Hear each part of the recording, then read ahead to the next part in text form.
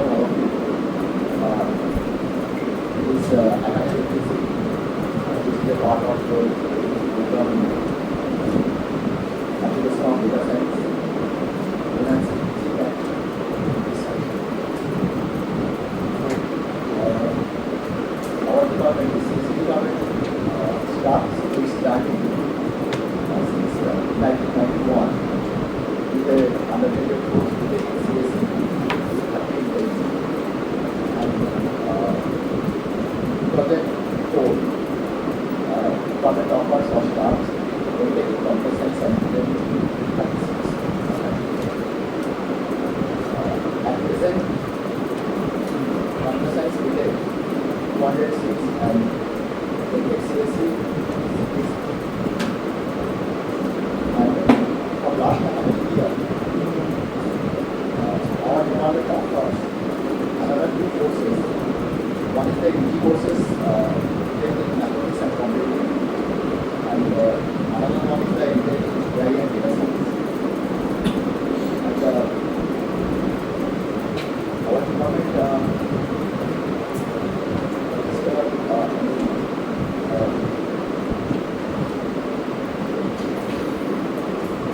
dynamic, sincere practice, technical staffs, and as well as quality development and for undergraduate and postgraduate and as well as for scholar partners. So here, this I'm sure this next few hours, we have the opportunity to see some practical projects and as well as some discussion on this project. Those projects, some research-based projects are sponsored and as well as the research project. And also after that, there is a panel discussion is there regarding how we can enhance the teaching method and as well as the research method in order to do it. So, and I am sure that will be easier for you also. So, thank you all of you once again for coming here for this academic.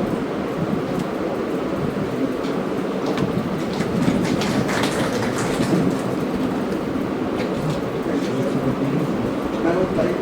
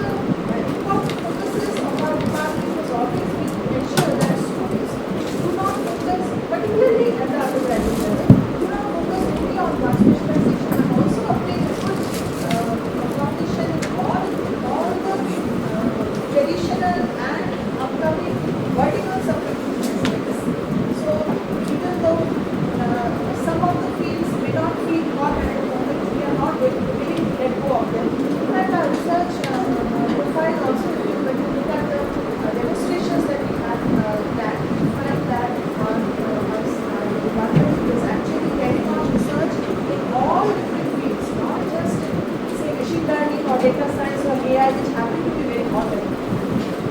So our research is ongoing in all fields, and all of you are welcome for collaborations. There are several people here, I'm sure, who have worked with us before, particularly those from in and around the world, and all of you are welcome. We are always looking for collaborators to participate. So thank you very much. I welcome to all of you again, and I hope you have a successful and a meaningful and interesting visit today. And faculty members, particularly our young and dynamic faculty members, we have got a very dynamic faculty strength here, which is increasing all the time. We are going to increase, but I'm sure that we are not really in a position to catch up with this year yet. But anyway, but we are doing cutting edge research in many different areas of computer science. So please take the opportunity to give us the opportunity to present, and please take the opportunity to ask questions, and we can address.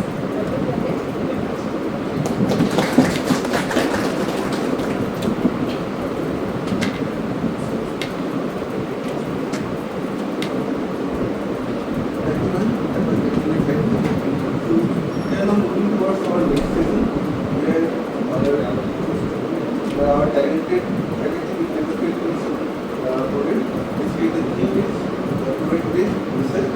So basically, we are trying to showcase how the 25 students can be converted in real life activities. So I would like to first invite both the groups.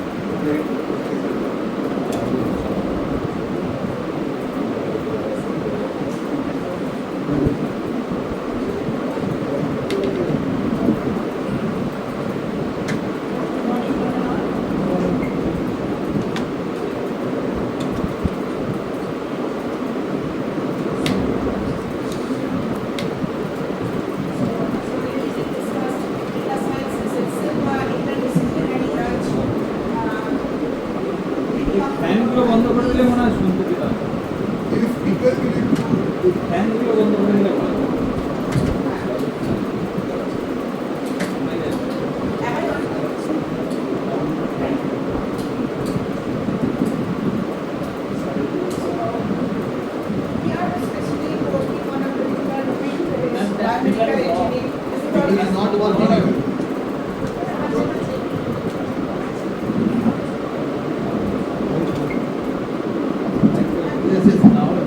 Okay, so we are working on biomedical engineering domain, where we can see the applications of data science as also already discussed. Data science is interdisciplinary branch where we need to manage a huge amount of variety of data we are collecting, to analyze those data, to get insight about suppositions or predictions. So here I'll be discussing our ongoing work on non-invasive anemia detection. Anemia we all are familiar with. Anemia is a condition in which the number of red blood cells or their hemoglobin concentration in them is lower than the normal, which causes the blood to carry oxygen, increased amount of oxygen to the body's tissues. So it is manifesting in different symptoms like dizziness, drowsiness, headache, loss of appetite, loss of hair, many more common symptoms. If you see the statistics, India is one of the developing countries where the prevalence of anemia is quite higher. So you can see 74% of children under the age 3 and 52% of pregnant mothers are found to be anemic. The main diagnostic test for anemia is a invasive test. We need to collect the venous blood, and which is tested in the laboratory to find out the concentration of hemoglobin in the blood. But thing is that in countries, developing countries like India, especially in rural areas, there are a lot of practical difficulties in administering such tests. For example, there are a lack of infrastructure, there are lack of super specialty facility for testing. So clinicians most of the times needs to rely on manual observation of iron. Then you can see the doctors can check hypersmear, age of nail, checking your pallor in eyes, pallor in tongue. All these are used for rough assessment of anemia. Also there are other practical difficulties, like sometimes villagers so much of value for donating blood for test. Sometimes they might think that this might cause them anemia. So all these are practical hindrances for applying such tests. All these demand reliable, low-cost, non-invasive anemia detection system. So we are taking this age-old practice of observing palate, nail, and palm. We integrated with this the cutting-edge computational intelligence techniques. We have used AI techniques over here to make accurate predictions about anemia. So the complete system is a non-invasive anemia detection system. Without taking the blood, we are testing the, we can accurately predict about hemoglobin. So here our principle is to collect data. We are actually we have developed two different systems. One is a nail-based system and another is a palm-based system. First of all, we are collecting data from nail. We are actually processing video. We are taking a video. We are applying pressure on the nail. The color is changing. See, we can place the nail over here. It's getting decolorized. And while we are releasing the pressure, it is again recolorizing. So this decolorization time and recolorization time, it is having a great correlation with the blood hemoglobin level. And that thing we are using. Same is true for pump. Since pump area is larger, we need to apply, we are using a blood pressure arm pump for taking the pressure on the pump to decolorize it, and we are releasing the pressure to decolorize it. And again, we are taking the information from the video. So we are collecting the data from the nail and palm. We are processing, and finally we are predicting the hemoglobin level. This is a overview of our processing. We are collecting the video, then we are going through some processing technique. Finally, we are applying some image evaluation metrics to process it, and then we are plotting the graph. From the graph, we are extracting the features. These features are used in the prediction model for predicting it. Additionally, when we are done, we have used a real-time chatbot system for collecting the patient history. While the video is being processed, meanwhile the history information will be collected. History information like whether whether the pregnancy, about the pregnancy status, what are the symptoms currently he or she is facing, whether the symptoms are getting worsened with time, and all these kind of basic information is being collected, which are used in the prediction model. So these are some of the processing cases that we are going through. This is for nail and similarly for palm also. And these are our active nail and palm system. I will show you a video of our system.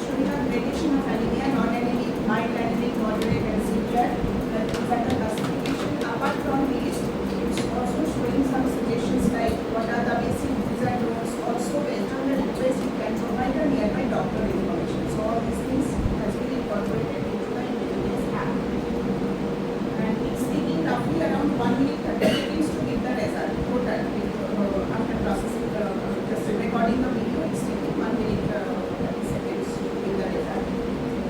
Next, this is our palm-based system. Patient arrive for anti-palm device when we have his blood pressure and blood pressure application first of all. Is this blood pressure and blood pressure because of the systolic capacity?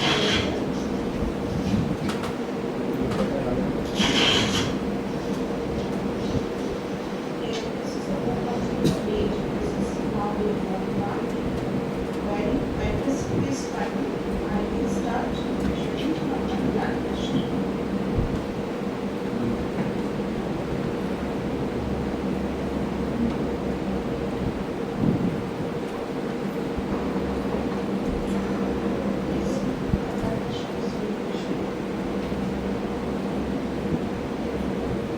Blood pressure is showing as 107/85. I will take this blood pressure out of previous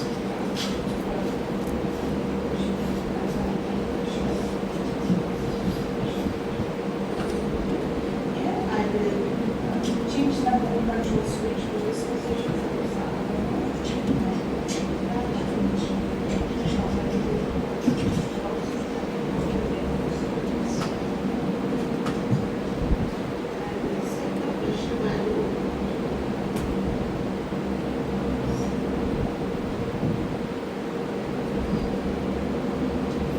Pressure value has to be say 20 millimeter more than the normal systolic pressure. This is our active app.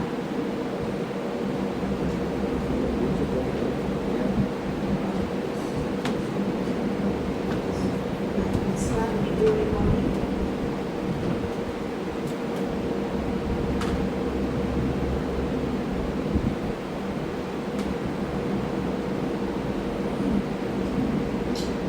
Start the blood pressure.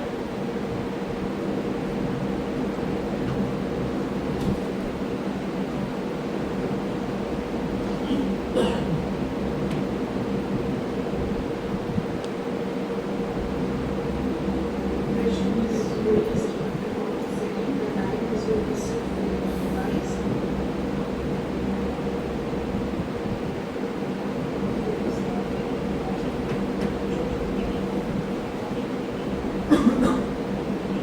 Video length will be 1 minute 40 seconds.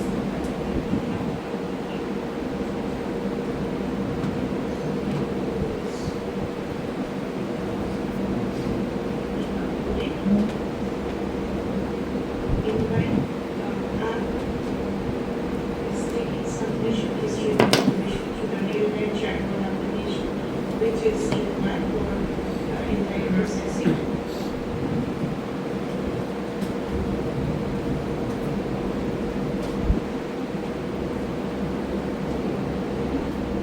As now the whole app is being processed. But for video processing updates, the results will be this is just not showing the lamp lighting. It was also show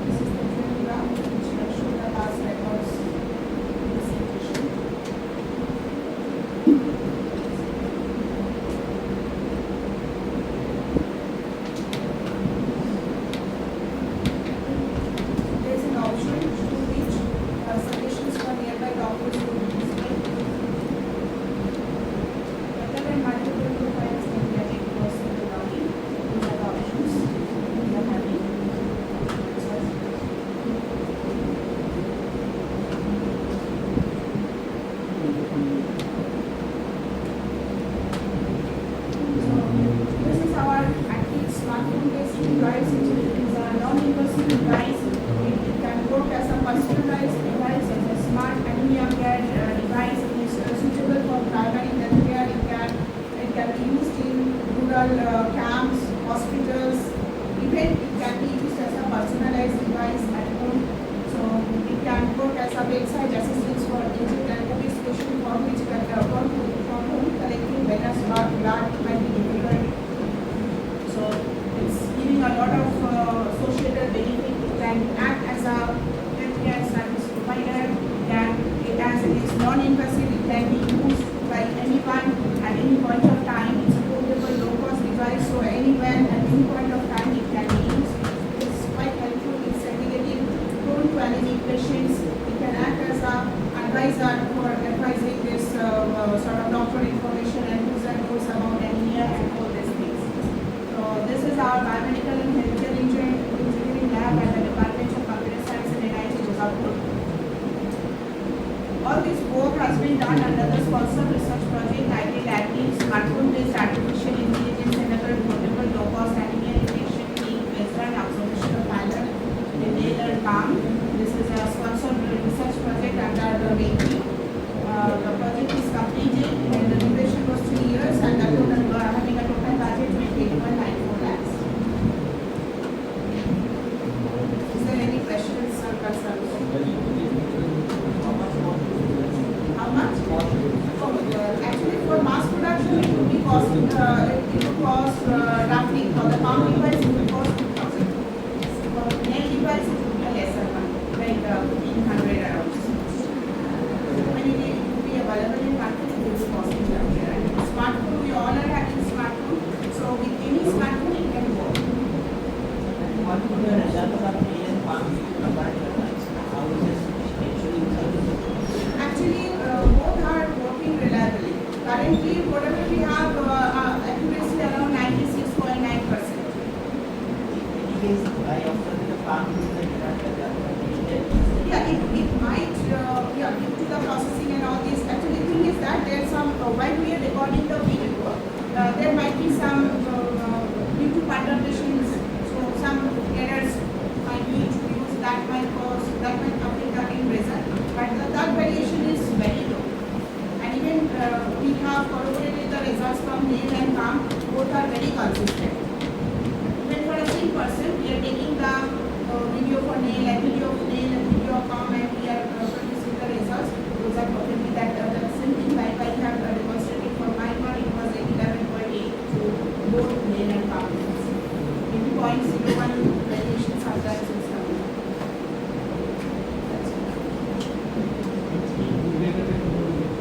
Input data, yes, it is a video. We are pressing the hand for palm. We are pressing the palm. The pressure is being applied from top of the device. We are collecting the video through the smartphone. So the thing is that if you don't use the device, you can take it by hand, but that might differ, that might vary. So mobile phone may got displays, so video will not be may not be taken correctly. So for that, to ensure uniform pressure application for all the patients, we have to have device so that facilitates the uniform pressure application for all. And see one thing, there is a constraint. We are measuring the normal systolic blood pressure, and we are keeping the pressure while we are applying pressure for certain time. We are keeping the pressure 20 millimeter more than this normal systolic pressure. Actually, applying huge amount of pressure that might cause pain. So we, based on experiments, we have decided that threshold, and that has been incorporated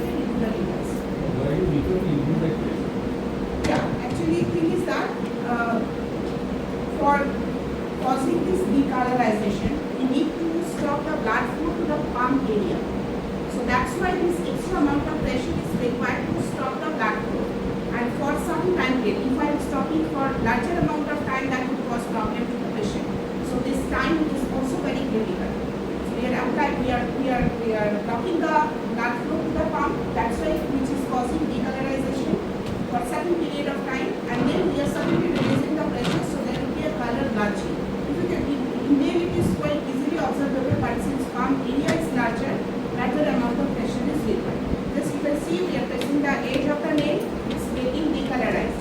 And we are just suddenly releasing the pressure, it's regaining its normal color. So this time differences is the main feature in our case.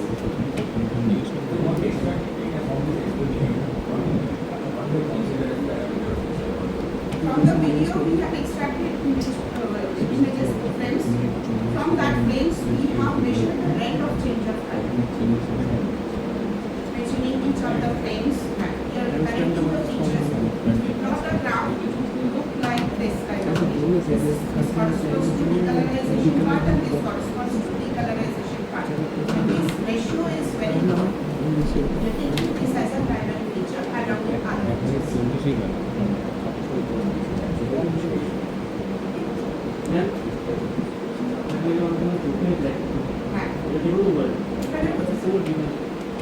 Actually, we can observe pylon in different sites. For eyes, there are some anterior detection, non-invasive anterior detection work based on this observation pylon in eye conjunctiva. But here thing is that we need to trace it by hand. We are taking the images. This is mostly they are considering static evidences. The thing is that for static evidences, the accuracy is poor. Here we are considering dynamic evidence. That's why we are collecting video. In our case, processing overhead is there. Since we need to process the video, we are taking the color changing scenario with respect to time, rate of change of color with respect to time. The feature is different. Here only the color features, the static features are being considered. Only spatial features, no temporal features. But in our case, we are considering both spatial and temporal features. Whatever the suggestions are there, the suggestions are each for the particular types of anemia. Yes, those are particular types of we have made a gradation of anemia, and based on that, this is being suggested. Actually, these are very basic do's and don'ts. What you can, which type of food you can take. Those are the basic suggestions. And the doctor information we can take it through services. Ma'am, previously you mentioned that there is a certain time period for the input data for the video we need to give, that is 1 minute and 40 seconds. Yeah, for palm we are taking 1 minute 40 seconds video. Can you explain why is that, like, why is that specific time? So thing is that we need to spend some time. We need to allow this time to properly observe the color changing scenario. We are applying pressure. While we are applying pressure, it starts decolorizing. We need to allow this decolorization for certain time. We need to hold the maximum pressure. This decolorized state we need to hold for some time. Then we are allowing the decolorization. There will be a color bunching. It will go up and then it stabilizes properly. This is actually the hypothesis behind our work. So for that, experimentally we have decided this optimum time. Everywhere we need to optimize this time. We need to take the minimum time as we need faster processing. So based on extensive experimentation, we have fixed this time point. For palm, since the area is larger, we need to give larger amount of pressure, and also we require larger amount of time to observe the proper color changing scenario. Hence, it is 1 minute 40 seconds for palm, whereas it is only 30 seconds for nail. Since nail area is smaller, we can apply small amount of pressure and we can easily observe. In fact, for nail, we can observe it in their eyes. Whereas for palm, it is not observable in their eyes. We need to take the camera or some other devices. That's great.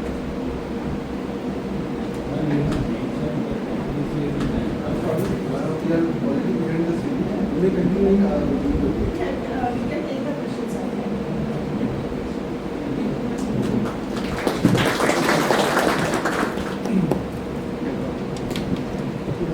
Thank you, Mohammed. I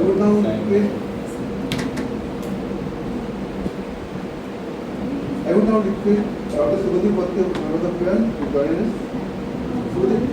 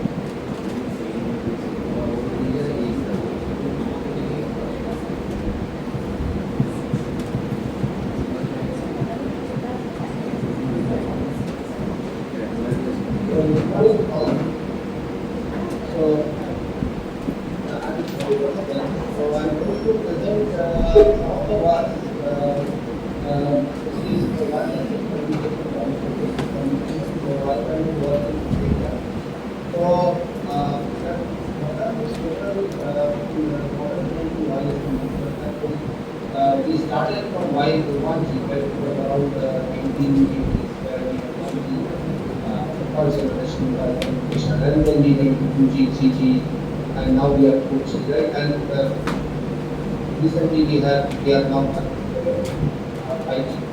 And still research is ongoing, and 6G in several countries 6G are already being implemented. Now we are also looking forward to 7G and much more. So these are some of the characteristics of the current wireless communications, right? So we are expecting a data rate of 1 Gbps. So if you already have different broadband communication, for example, VLAN and so on, that you might say that you already are achieving at least 30 Mbps of data rate, right? Where you can do simple things, including playing video games, like high definition video games, playing high definition movies, and then maybe connect to the security cameras, surveillance, everything. So all so that now having numerous applications, and service providers are delivering tremendous bandwidth to. And of course, there is latency which is greater than 5 milliseconds. So this latency is very important, especially for time critical applications, right? For real time surveillance. So let's say we have the traffic monitoring applications where we are trying to find some vehicles which have reached commercial suddenly, which violate the deadline, and we want to catch vehicle which has violated the deadline. Then we want to maybe we can find let's say industrial applications, assembly line applications. We want to find defects, different machinery components. So all these things can happen when we have latency between 5 The next characteristic is machine-to-machine communication, where we can connect millions and millions of devices over a small area. For example, it may be an IoT network, right? Of course, as you know, that IoT network, they are very small network, and they are different kinds of applications, starting from sensing applications to manufacturing and this applications. So all these types of communications are possible when we can connect such millions of devices to each other. Of course, we want lower power consumption. Previously, because we had very large stations, maybe around our homes, but we still have our now we can also maybe installed on rooftops, right? So we are slowly, we require a network which is capable of delivering high bandwidth, but also we need lower power consumption. Now this lower power consumption already also required because we are increasing number of positions, right? So that the connectivity will improve. Now, if the power consumption will say while we increase the number of base stations, the overall power consumption is. So what we really want is each base station should consume lower power consumption. You should consume lower power while delivering high power. So essentially, whatever base station, whatever power base station can be consumed, now we want base stations to consume. Next, the most important component of modern wireless communication is the role of ARI element. So ARI elements play a very big role when it comes to communication. So, for example, automatic provisioning of resources, security aspects, context-based networking, semantic communication, all these these are different verticals, and all these are possible when we incorporate AI in the components. I will give one example use case where we are using AI for our work. Next characteristic is zero-touch network. That means we want seamless maintenance of different networking components. So, you see, as we are coming into the era of 5G and 6G, number of devices is growing significantly. So, for example, in just that we have millions of IoT devices. Now, it is very difficult to maintain such millions of devices in a manual. So, we want automated way of managing the devices that will be not minimal human intervention, and that where the AI will be play a key role in identifying such faults in the network. And the network should not only be capable of detecting the faults, but it should also be capable of overcoming that fault. How to overcome that fault, or if possible, to correct that fault. Right? If any of the devices suddenly start doing faulty, and the next most important component is to by seeing different kinds of non-terrestrial networks. Right? So we already have terrestrial connection. That is connectivity which we have on land. Right? But we are now looking into non-terrestrial connectivity. For example, we are seeing proliferation of different drone, right? Where if you have seen that Amazon has already started delivering consignments using different drones, right? And I think the test trials have already been done in different other cities like Bangalore and across there. They have already done different kinds of test trials for delivering different consignments using drones instead of so now if you want to communicate with a drone, it should have some networking capabilities and it should be automatically guided. Right, so for example, you just give the latitude longitude or you give the destination and the drone should be able to give it automatically with video. So also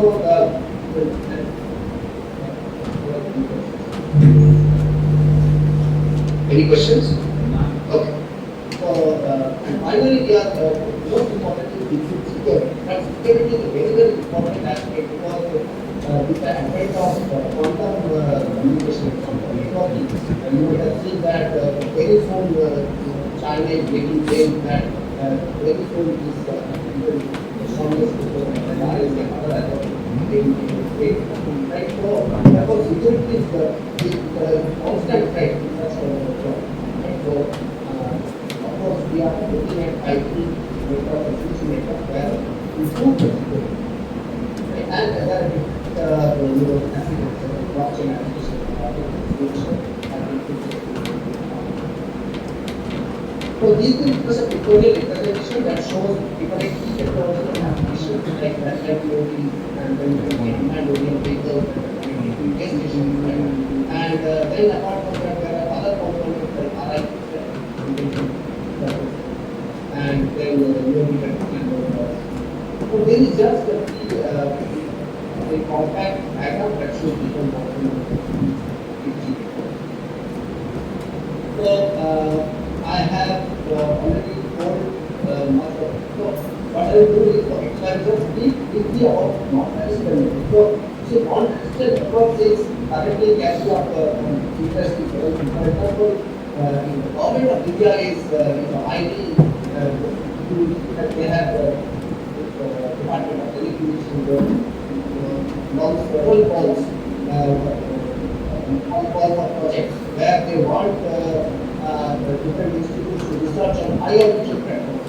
So this IoT platform is a stratospheric balloon, right? So this stratospheric balloon it can go up to 10 kilometers height on the Earth's surface. Now, why is 20 kilometers? Because we know that there the turbulence is minimum, right? So there the atmospheric pressure is not that high and the turbulence is minimum. So that will keep my more or less good, right? So it will not deviate because of the gas turbulence. And so what we do is the balloon we fill it with helium gas and that balloon rises to 20 kilometers above the Earth and it is capable of carrying some payload. Now the amount of payload carry depends on the size of the balloon. So first balloon is capable of carrying payload.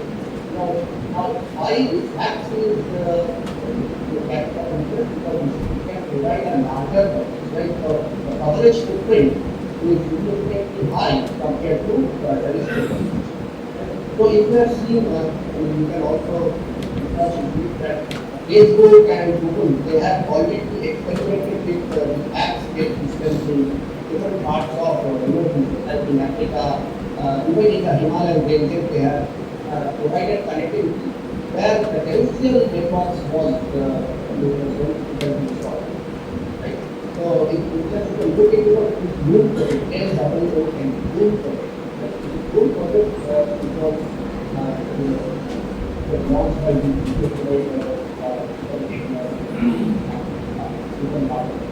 now, this app, they do FS of the light communication, that means we use space optics where we use visible light or lasers to communicate communication between these apps and we use these space optics and it can provide data rate. So the apps is a very I mean, it has to be a very important component of safety in your and highly important. And that is the most another important component of safety and so basically now the examples of what we generally do normal communication is let's say what take a picture. There's a picture of the dog in the top. Now, if I want to send this picture from to the destination, what I do is I encode this picture and I send the entire picture.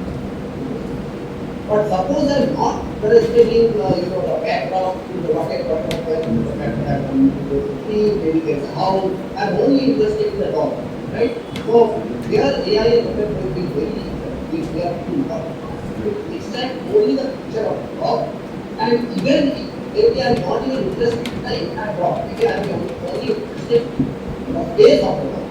So what I will do is I will extend the face of the dog and I will send it over. So what will this do? It require much less bandwidth. It will require much less power. Right? So this is semantic communication where we do not transmit the entire information, but we transmit only what is necessary information. And this will save lot for researchers and improvement. So I will come to one of the works which we have done.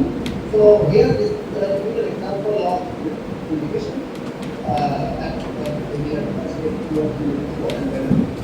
So you can see that here we have taken the traffic surveillance video from traffic surveillance. Suppose we want to identify maybe one of the cars that has violated some traffic, which is violated some traffic. So what we do is now, suppose there are roadside police vehicles and the police vehicles have to be involved. Now instead of sending the entire information, the entire video, what we do is we put a tiny label on the roadside camera. Now this tiny label, why we put tiny label? Because this tiny label is capable of running in maybe in 1 or 2 seconds, and it can extract a fast image of the vehicle and it can take it over to the central block or to the vehicle. Now in the vehicle we can have a larger neural network where it can process that received image for better delay and then it can take some time, right? But at least now we have information regarding the vehicle where in which direction it is going or what the current location of the vehicle which is available. So this is a typical example of how we are using semantic information for traffic surveillance and to detect the vehicles which are in the violent. So, are there any questions?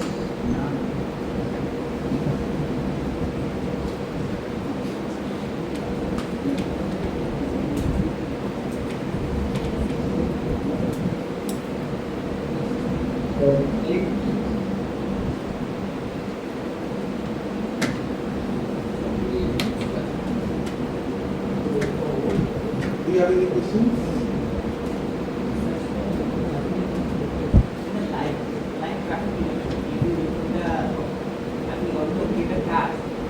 Are you able to hear?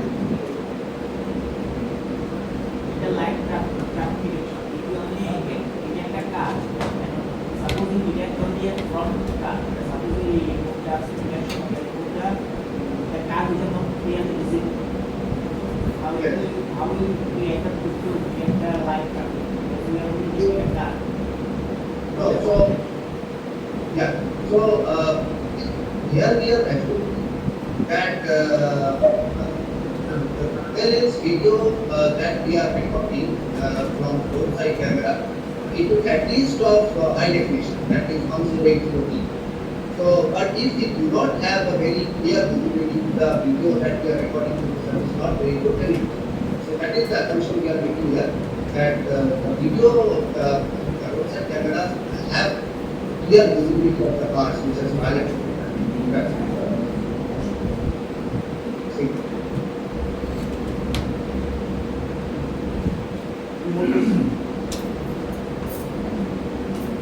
Thank you, Subhadip. Thank you. I would now request Dr. Vilas Singh for the debate.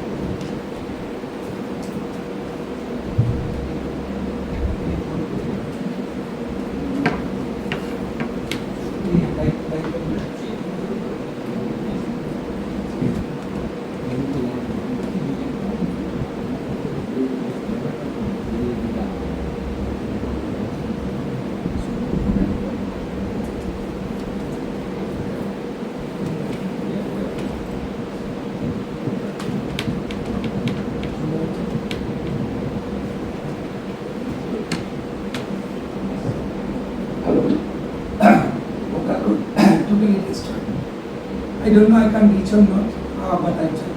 Okay. The accident happened last night. First of all, this is the domain actually I want. Okay. First of all, quantum technology, this is very old and then I based on this one.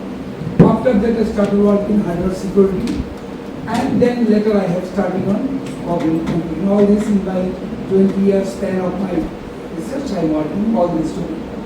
And just I think first lectures, what is known, what I will show this is the collaborative work as I mentioned here also. One patent was already granted on this one that we have done earlier. After this NITIS project, we got the second project from the NITI regarding the cognitive load assessment. That also we have completed.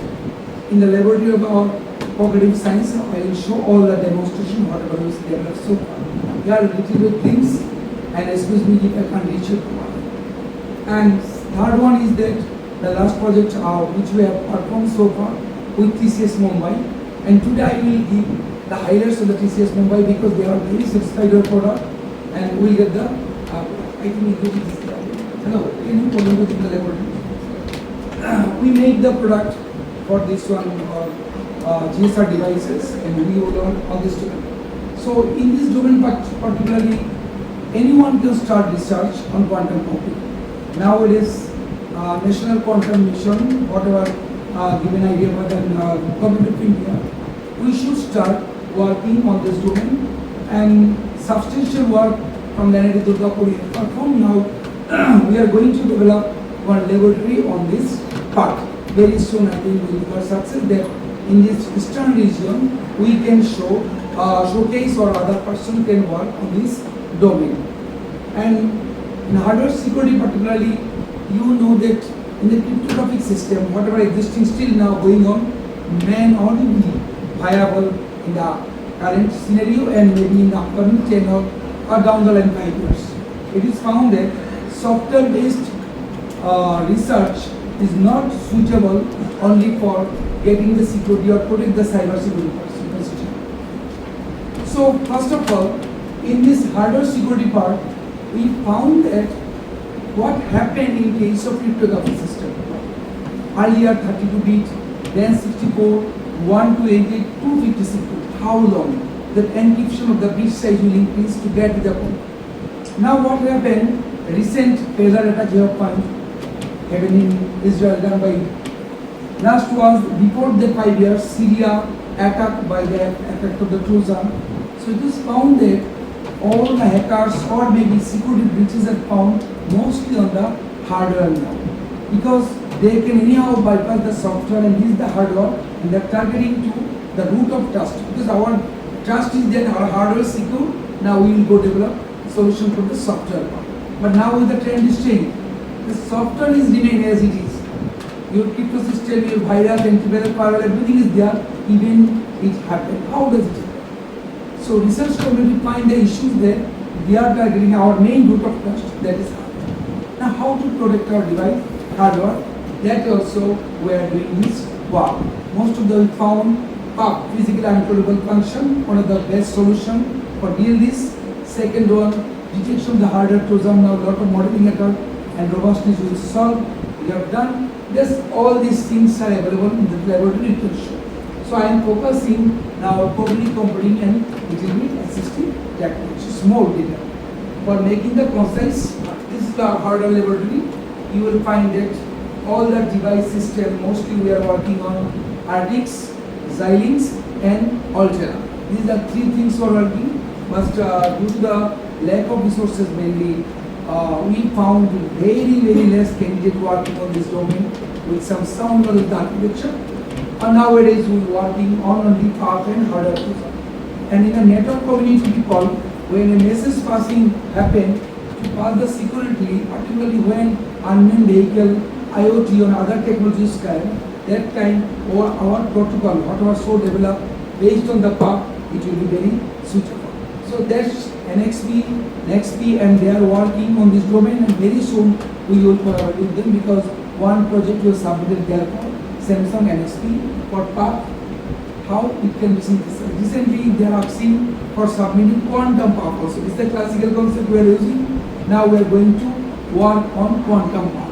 How quantumically we can secure our path design. So that is the main issue. We will solve it in this domain. Now after that we will focus mostly this part, because among these three domains, just I am highlighting this assessment using different biomedical signal.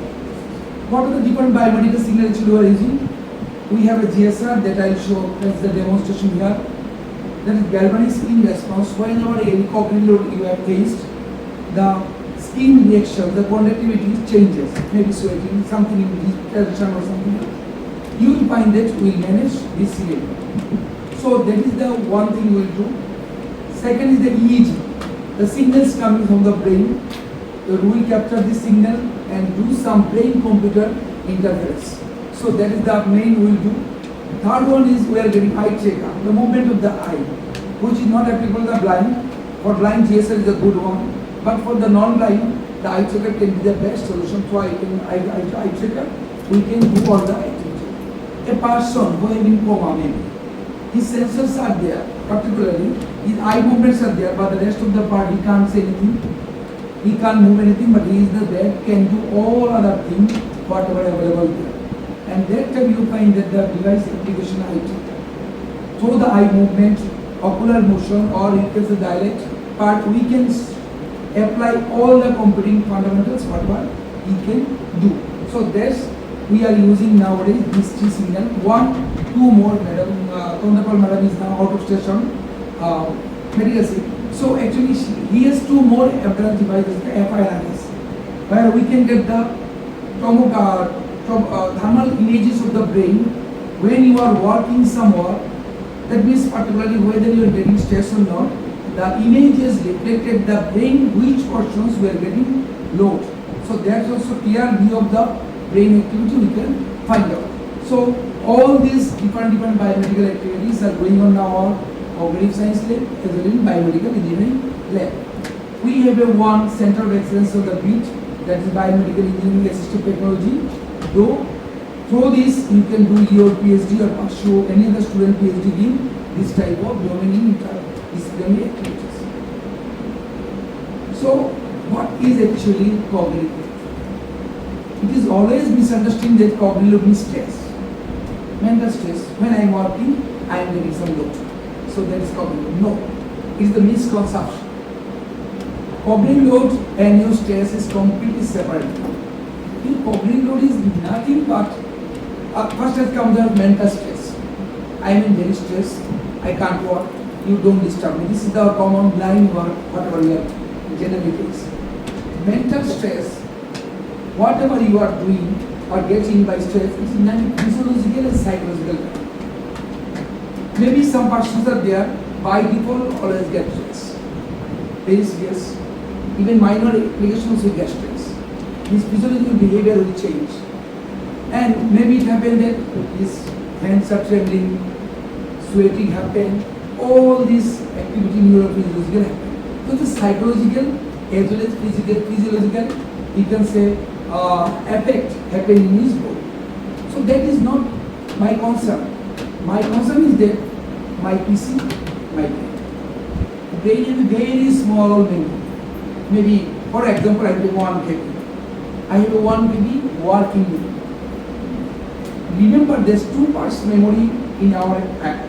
If long-term memory is destroyed, your past history, everything will forget. You maybe also find backside is trapped, you forgot everything. Happen, but that's not physically happen. It is happening in the central part of our. It is never happening. Movies, what is showing, it is completely illogical with our long-term memory. In long-term memory cannot be destroyed until unless it is not any electrical phenomena or really your brain was operated tremendously or struck severely. The brain has completely scars comes out or something else. So long-term memory, the portion which is parallel before our consequence, the occipital lobe, what we find, the whatever we can recall, class 10, some mathematics, or maybe whatever teaching from your experience, every information you are getting from long. But what is the working memory? Whenever you are now dealing with my lectures, whatever thinking in this domain, everything processed in the working memory. But working memory is very less. Our long-term memory depends upon human being.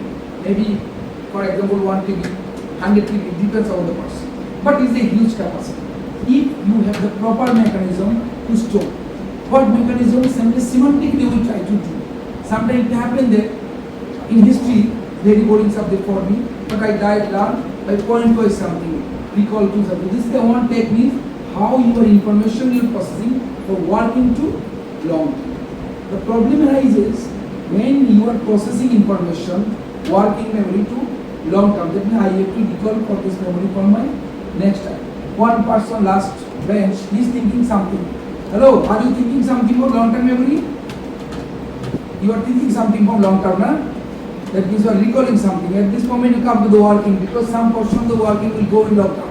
So the working memory, 1 KB size cannot process the entire application of the long term. When bulk amount of information you would like to process shorter span, you are taking the long.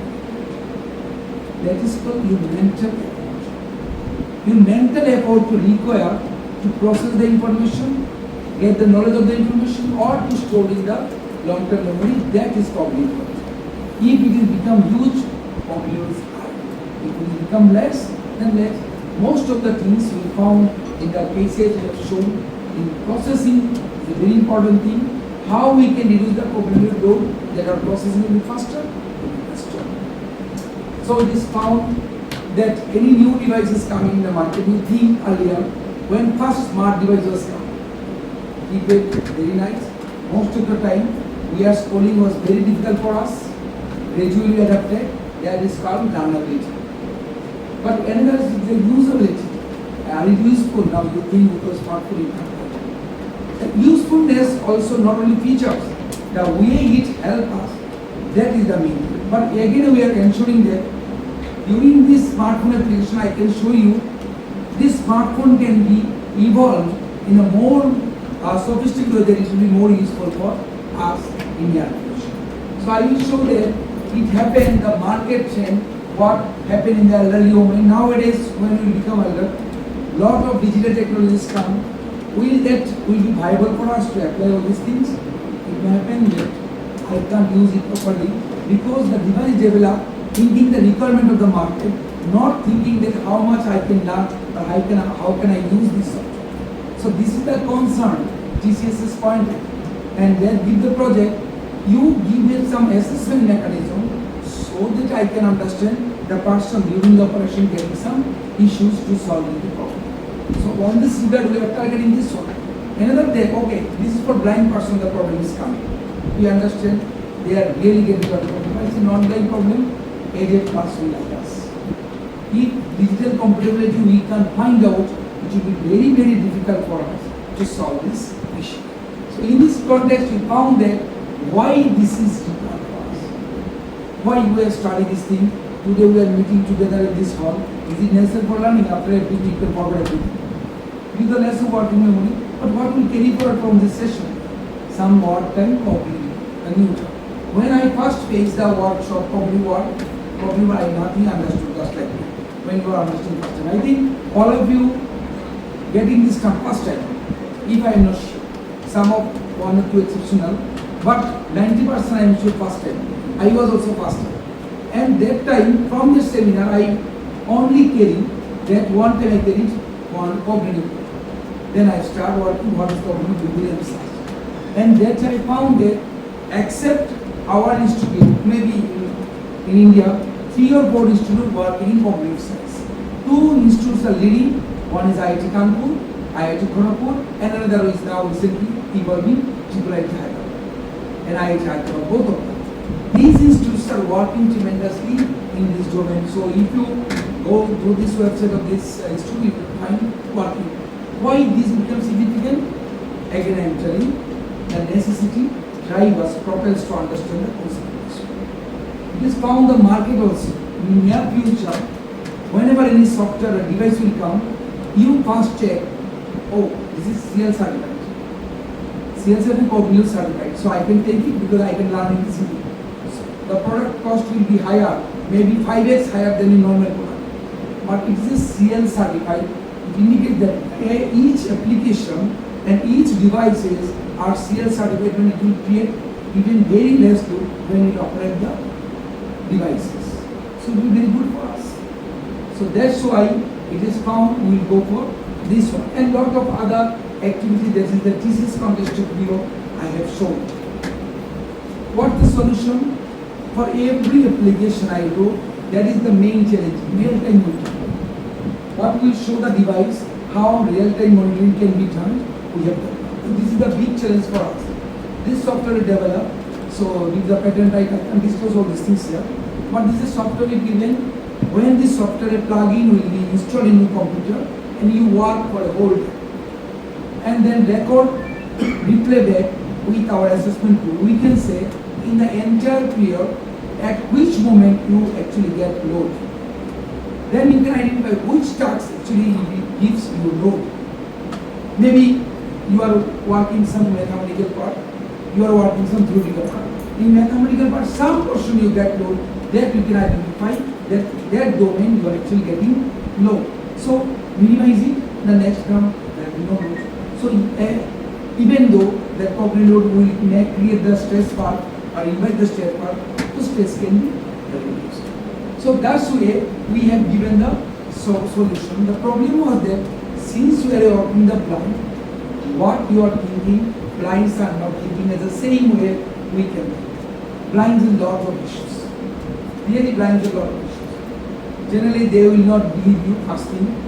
They are very shy by nature to come with the human contact, work with. They need very empathy, not compassion. Generally we choose empathy. But when gradually we come to the close to them, we found that they really need some empathy and some help with us. They are really helpless. If we can give some assistive solution for them, that will be very much beneficial. So that's we have done here. When we give them to get the load of this one, first we develop a stimulus for them. Because the stimulus required for us, not same to the blind. And blind mostly touch, and here is very comfortable for them. Why? But they are doing all these things. So we are basically focusing one smartphone based application where we will give some low load, high load and moderate load. Low load means I will give some number. This is the one type of attempt, 5, 3, 2, 1, 5. In between 2, 5, how many numbers I have given? But how many numbers it is sounded? So there is a 3, so they touch 3 times. Answer is matching. In moderate load, I will ask in between 5, the range will increase and I will give some additional extensive load, some sound in distal range. Then I'll ask how many numbers are there. Range also increased. Earlier was 3, it will be now 5, 7, 9, 10, 11 and then 5. So likewise, it will happen, I am increasing the load, I will get the detailed structure of their brain. And during that, I found read. 7587. Tell the total number of digits between the first and last digits. So he will type, and by using this touch, so there's apps were developed and given to them. This was under consideration. The first time a stimulus is developed with the assessment of the load that is not available in the market. So it is under patent or the TCS right, so don't distribute it others even though you listen. So most of the time we have visited that the main thing is their data collection. What having the most of the research are at the Kaggle database. From the Kaggle database they are taking the data and working. This is based this one. You don't know the database what was the character in the Kaggle, the blind member, mostly non-blind. So database of non-blind, how can they people the blind person? Research is going on, publishing is going on. But industry will not accept this type of publication. That's why initially we have collected in the different data, Archimation, blind school, and namely the Saltigata blind school, Fires of Wall, Bokaro, even Giridi, so many blind schools we have visited, and we get the data from this. Except Asam's blind school, they are never got any data. For the data, we have to check a lot. That's why I mean blaming the Samsung Engineering College. They don't know why they are reluctant, or mostly they are not giving data to us. Even Bardhaman, I have visited Bardhaman. There is a blind school. They are not giving data. We are making the device for them. They are not giving the data. Outside Bengal, we have visited everywhere except Kolkata. Because Kolkata persons are aware of these things, so they are giving data. So whenever you data require, must contact with the Calcutta Blind School, Taliban Blind School, or maybe voice call. At least they are helpful. In our district, Bardhaman, we have 3 blind schools. I have contacted multiple times. They are not giving data. So data collection is very important thing. But anyhow, we have managed some data. And finally, we make the issues that 3 type of stimulus we have made, and based on the first low load I have collected, then after 2-minute relaxation we have collected the high load, and finally we have there is a very important point of SAS. Why SAS is said whenever do any research on human, particularly remember you need the subjective assessment. That is feedback of the person is ignored. Then you ask it. Since our is device dependent, so we fully relies on the SAS code.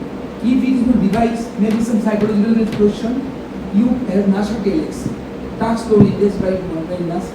There is a bound protocol also. So lot of psychological protocols are there to assess the question. In SAS course, actually we ask 10 questions. 10 question means some odd and even 1, 3, 5, all these questions I will give some score. Score means if the system is good for you, we will answer. No, that means very poor. Maybe I will give 2 marks. Very good, I will give 5 marks.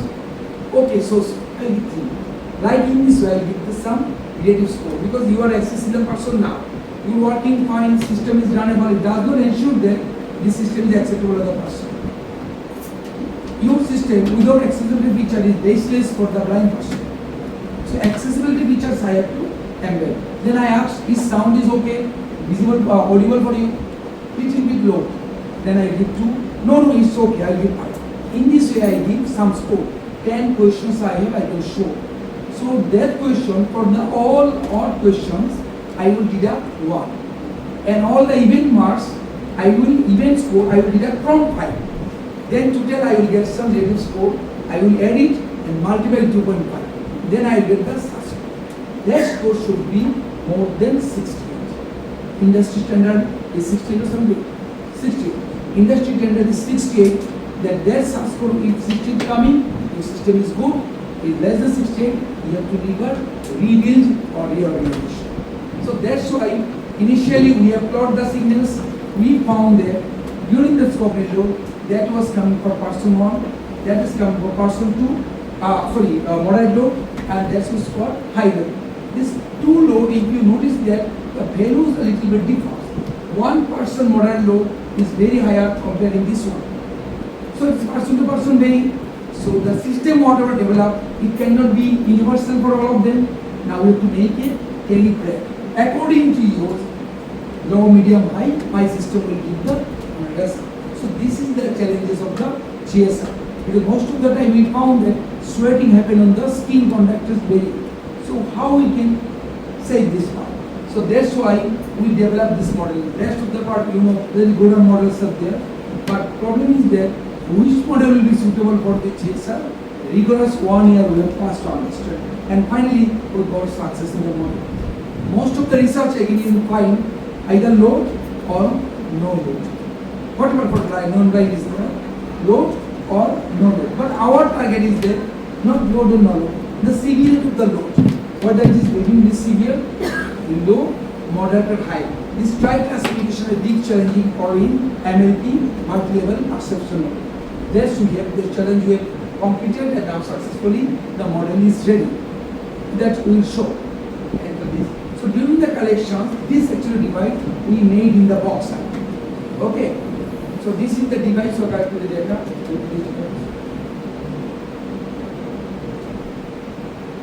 You will find the Arduino board. This inside this the Arduino board. Nothing else different. Arduino small scale because we have to make it low. If you visit on blind school, you can understand what is the condition of the students are facing. Even they can't because they are like orphan child. All the funded given their pensions. So they can purchase all these things. If it is costly, coming at least 1,000 also they can purchase. So that's our target.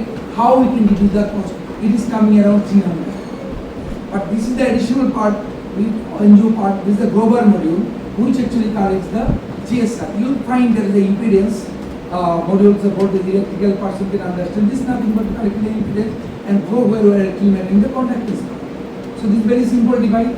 And also, they are very reluctant to give the data when you collect it. But when you are trying to fix the cap for EEG, they are not there. So that's why we are getting very less EEG data. But this is the main thing.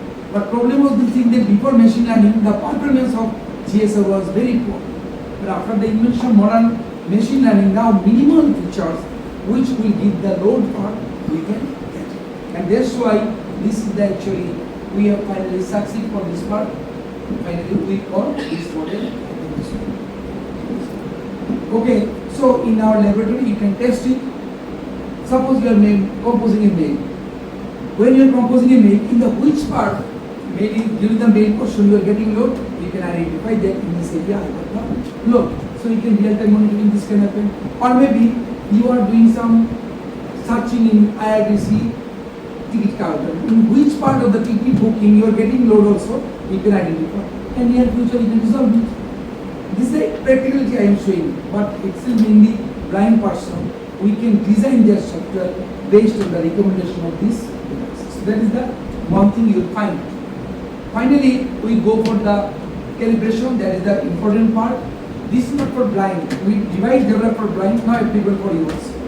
You first calibrate with you. After calibration, now in a working domain, we are, suppose in the desktop, you are doing some paint work on Adobe or something, some work you are doing. That work, entire desktop screen recording will come simultaneously.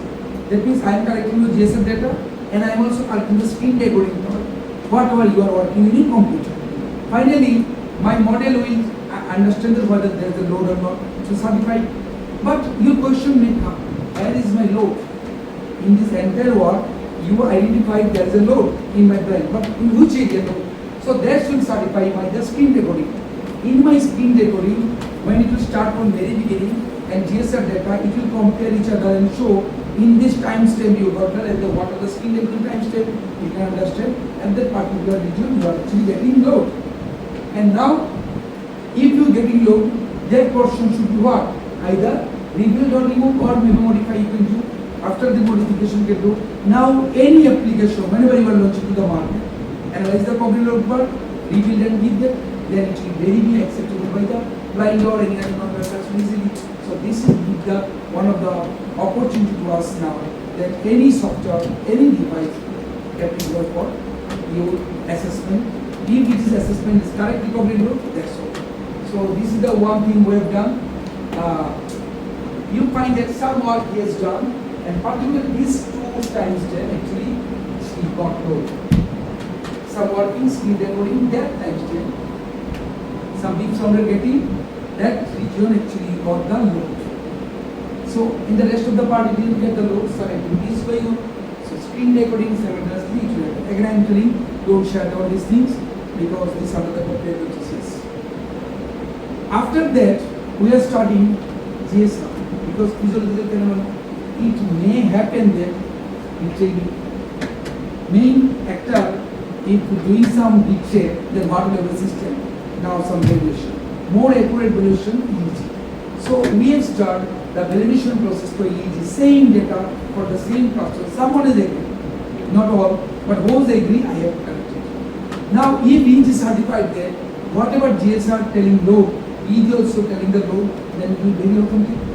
And this we have targeted so the EEG, and we found whatever the system is verified is correct, EEG also certified that is correct.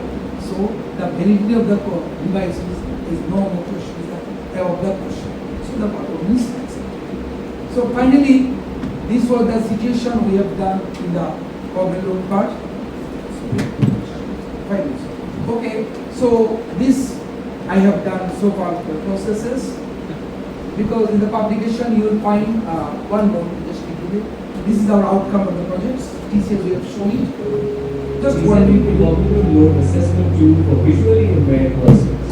Visually impaired persons face a lot of problems in their daily life, and to solve this problem there is a lot of assistive technologies. For example, screen readers, great displays, speech-to-text software, and more. However, the majority of technologies are not designed with the assessment of encountered cognitive load by the visually impaired persons. To address this issue, our research proposes a low-cost galvanic skin response-based intelligent system that efficiently predicts cognitive load levels, low, moderate, or high. For the analysis, GSR signals were collected from visually impaired individuals and leveraged to develop advanced machine learning models for precise cognitive load prediction. And further, this developed model is utilized in our software. This software collects the GSR signals as well as the screen recording simultaneously corresponding to the task performed by the visually impaired person. The software assesses cognitive load and pinpoints its occurrence within the application by utilizing screen recording, as demonstrated in the provided demo.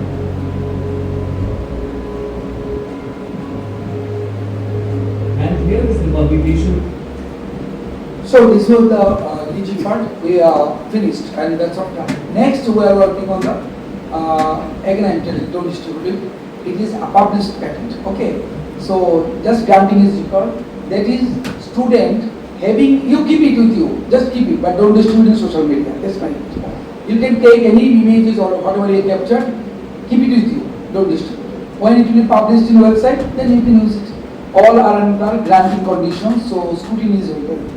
It is basically we have done on the primary school students available in our near around Durgapur. We found that in primary school students nowadays they can't read properly Juktaksha. In our days, by beating our teacher, Juktaksha was taught us. But beating is not stopped, so Juktaksha they will learn. They can't say Vidyalaya, Vidyan, all these things are because our cognitive always managed by our teacher. Kuch nahi hota, सीधा मारो, तो सीख जाएंगे. So that is the old style of cognitive assessment. Now it is completely obsolete, and also I think legal action will happen. So naturally we can't do it, but that happened. This using tool we can manage without beating the student. First identify the student is facing problem or not to learn the topics. If it is topic, no need you to go. System will help him to understand. What happened? The text will be given in particularly we have done on tab, in tab or desktop. Smartphone application still developed, underdeveloped, not coming. The smartphone done, you have not yet done. So because calibration issues there, because I have to calibrate your eyes with the webcam or tab cam. So that calibration requires some resolution at the speed of the processor, which I can't achieve smartphone. But very soon, new smartphone we will try for this one.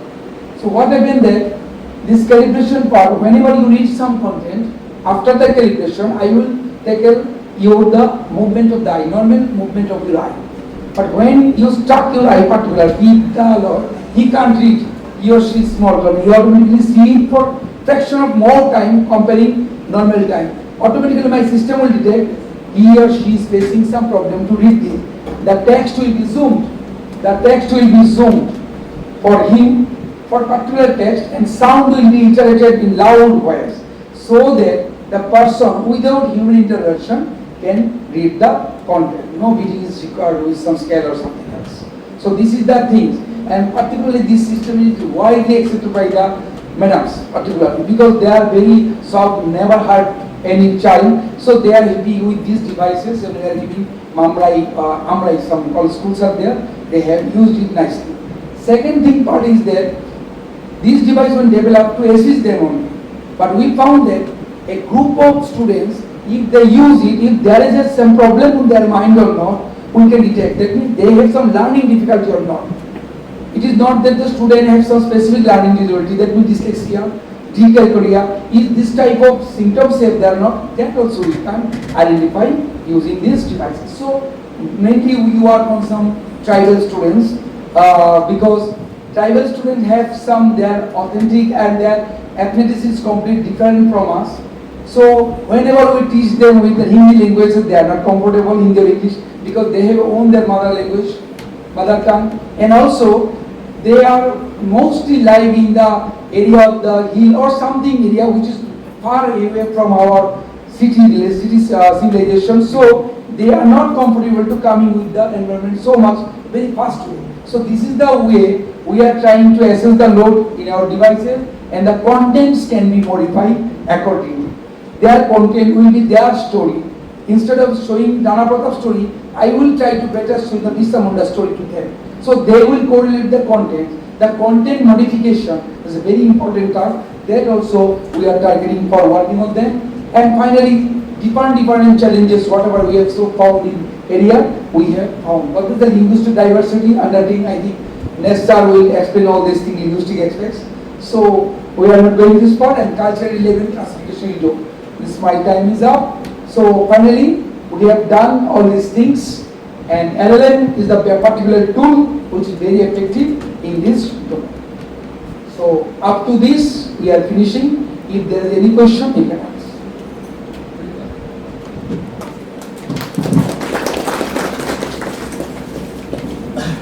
I think questions are there. For the working memory or for the long time memory,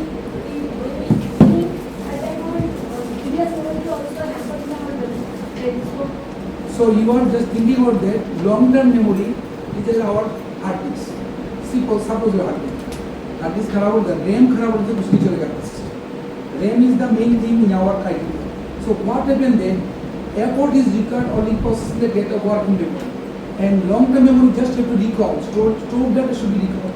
But the processing of storing, that is the transformation information, that dealt by also working memory. Working memory, not only that when you are trying to get recall that from long-term memory, you have to process for long-term memory, but that load is not required for long-term memory because you recall. You just imagine some movie clips, suddenly remember it without an effort also you can recall, and you can smile also. Mental effort required for processing the information by working memory itself. For storing, when you are storing working memory long time, that effort also effort. When you are receiving from long time to working, that also effort. But stored data does not require any effort. It's required meditation. Stored data to protect. Because if something happens in your physiological activity, something, you can forward it. That's why to meet the concentration, improve your power of thinking, that's what comes under the meditation physiological activity. Our main concern, effort on working, to get the data, to store the data, or process the data. For only working, this is very rare. A long term is very huge. Brain can easily adapt this situation. This is the best example I can show. After the invention of the AI, a robot you have made to go to the staircase, go to the upper, the first floor something. It is found that at least minimum 10,000 times data required to train the system to at least get success 50%. 10,000. But if you take a child or baby, give some toy there, within 3 or 4 attempts, you will go to the past. How? AI fails to reach there. And even it will never reach there also. That human some has intuition, capability, cannot be mimicked by the system. I don't know in language, I don't know at this moment not. So that's why I'm telling, How we are keeping the information long term? Effort is required or not, that's different something about physical. That's not enough. Our main target, current work, storing, retrieving, processing information, that can be done successfully, that's all. Long term importance. Any other thing? Sir, the final students who are here dedicated properly is the digital content when they start. But in the real life, the students are text. Which one are you very important? They will work the analysis properly. The students is using the digital content. They will see starting the skill. But here the students can Studying the book. Yeah, I know, because in the thing they're studying the book, books found cannot be unlearned. Entire content of the books are digitized. So they have to study. Those students, I will identify them first, have some learning difficulty. They will be given the option to go for the digital, and those person who does not have learning difficulty, they can read from the book. Only those is applicable who has some twist problem. This is a assistive device, assistive. Without spec I can't see. So for me spec is essential, for you not essential. So it is essential I have to wear. So digital content nowadays is becoming more and more relevant to us. I think after down the line 10 years, no book will be there, only 10.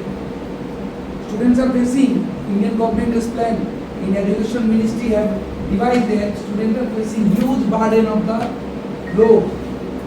And I have digitized the copy because till now YouTube or something, some entertainment part from the tape completely not prohibited. When people only book will be given, like Kindle, only book will be given, then near future you find students are going only Kindle. Kindle like book. The lower burden of the book can be reduced because digital content. So digital content will come down the line 10 years. It will happen. This is the Ministry of Government of India planning accordingly. Because students are suffering from lot of severe shoulder pain, spinal issues, brain activities, even migraine pain. My son was suffering from this due to this problem. I found it really critical. But nowadays still not applicable because if we give them tab, they will play, they will see. So that restriction when we impose only books can open nothing else, digital content. And for blind or something else, without digital nothing. We visited some places in Bokar or somewhere, there is no book also. On smartphone there. Through smartphone they can call doctor, through smartphone they can, so why not we can go through the smartphone TV? No books are there for smartphones. So this is the accessibility how reach to the population. Any other question?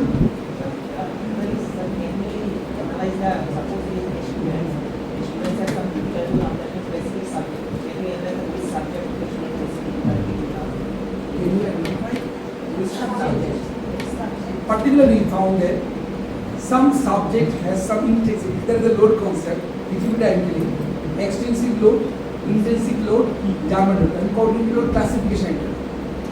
Some portion is really tough for you. Maybe logarithm, you are not very fond of this one. So logarithm will give you always intensive load, whether it is made by the any person. So that is intensive load, that means inherently you are facing load on you. You have fear factor of this one. Extensive noise, sound, or your teachers not teaching well, that all creating load on your mind, that is extensive load.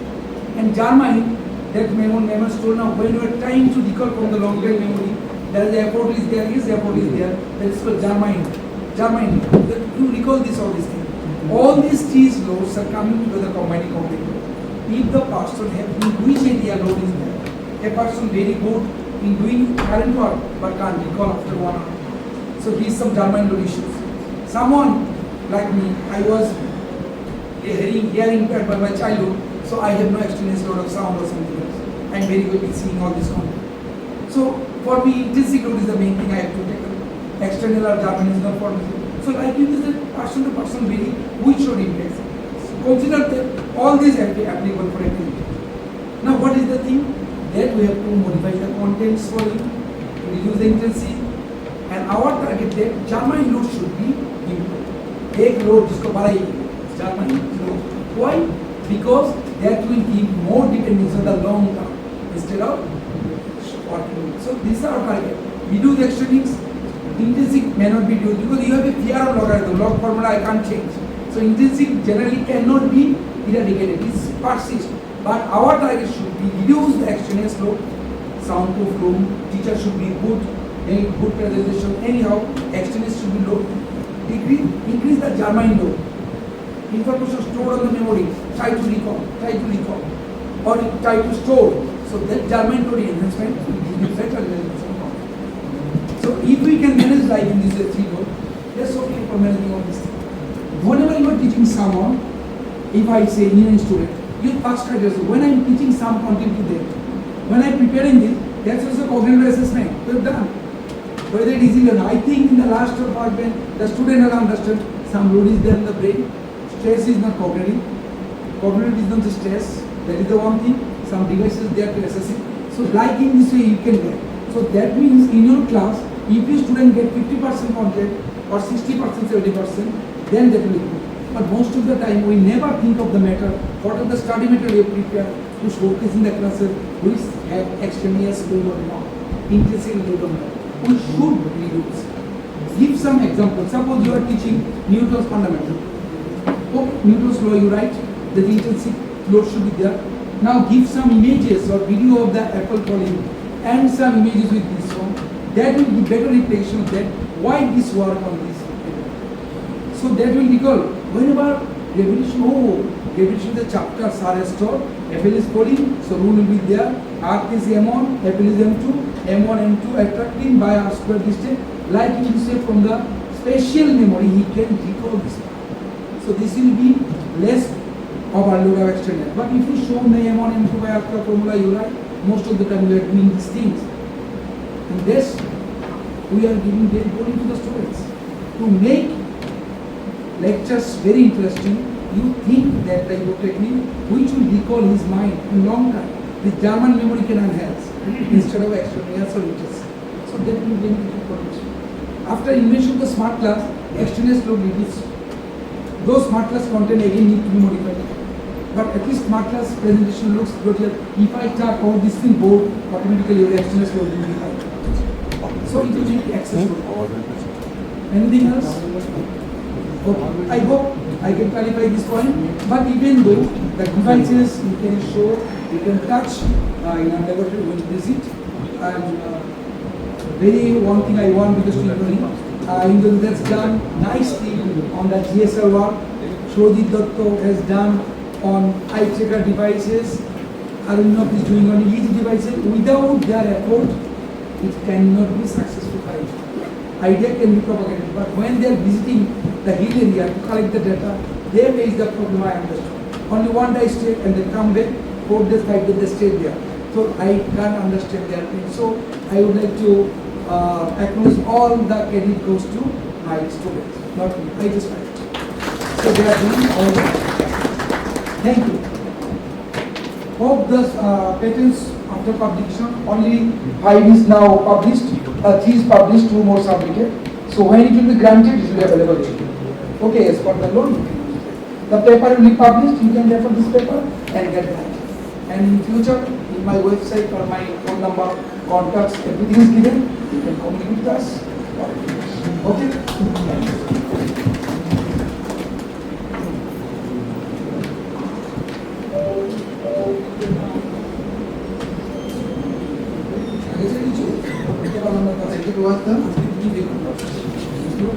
I hope you enjoyed this first session.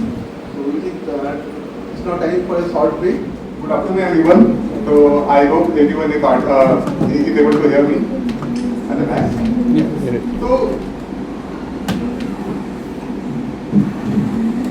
So this is the continuation of the topic that we studied in the information retrieval part on I think on Tuesday or Monday that we had with Prasanjit sir.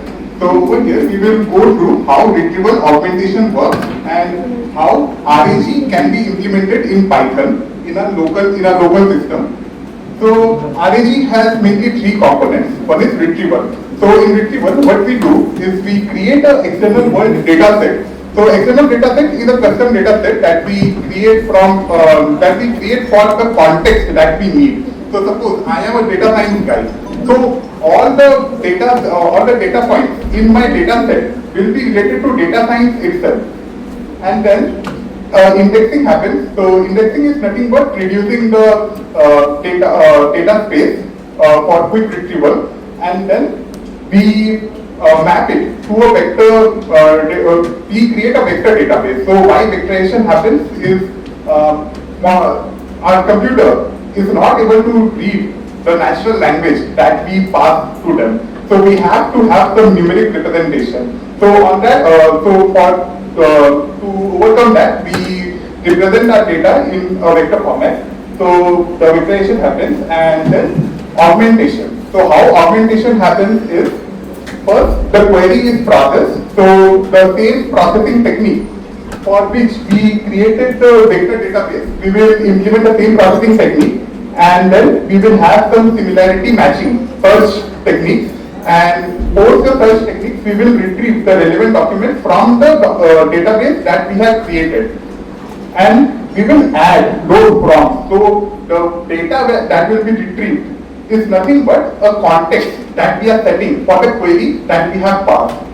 So once the prompt augmentation is done, we will pass it to a generative AI model or LLM, and then we create a better context document. So the problem that it's solving is LLMs are prone to hallucination. It's a randomized model. It can pick any next word for generation, and it can hallucinate. So to overcome that hallucination problem, we are implementing this framework. So now you all might be thinking that how can we create such huge data set? Like for LLMs, context of LLMs, so the data set should be minimum of 100 million. And so it's very tedious to create such huge data set. But thanks to like Hugging Face, we have data sets and also large language model parameters in the Hugging Face interface itself. So Hugging Face.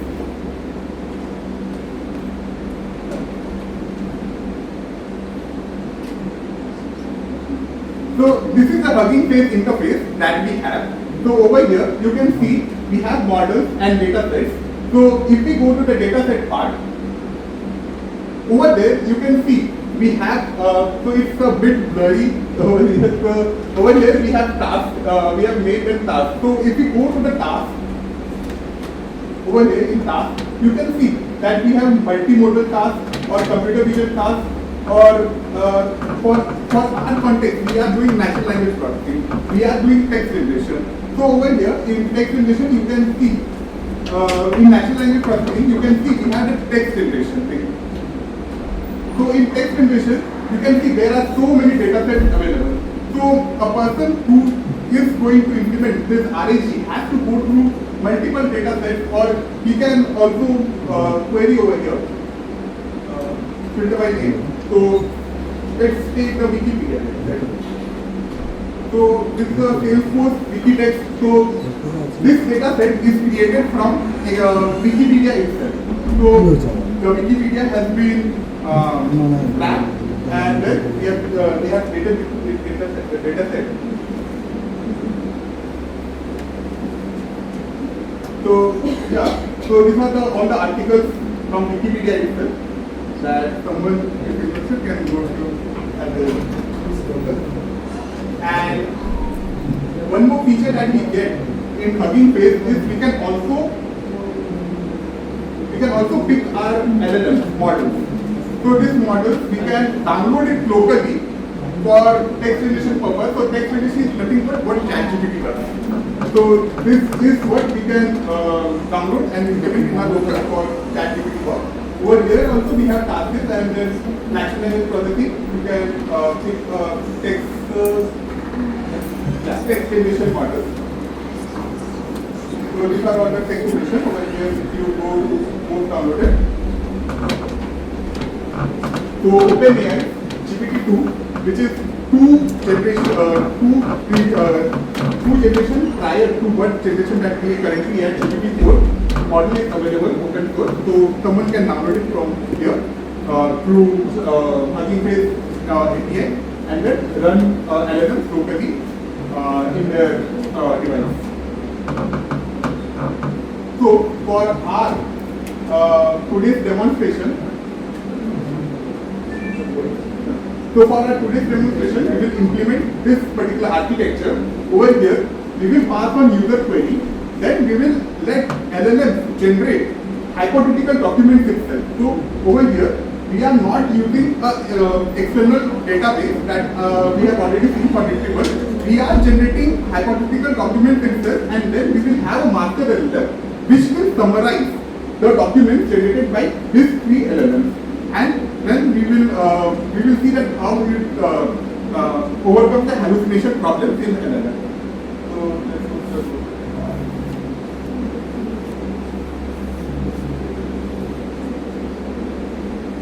So over here we are importing only three packages, which is request. Request is to fetch the API request or to send the user query, and then OpenAI. OpenAI is nothing but it creates an API kind of scenario. So it's like a pre-packaged.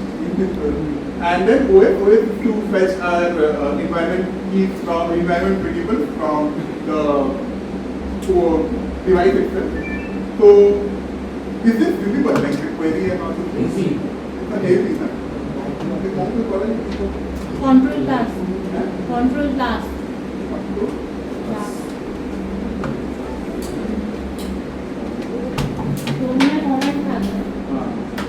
So now it's visible. So yeah, so you can see that we are using the three libraries when it request to fetch the generated topic content from the LLM itself, and then OpenAI package which help us set up this API, and then OS is to retrieve our API keys from environment itself. So first we have to give query.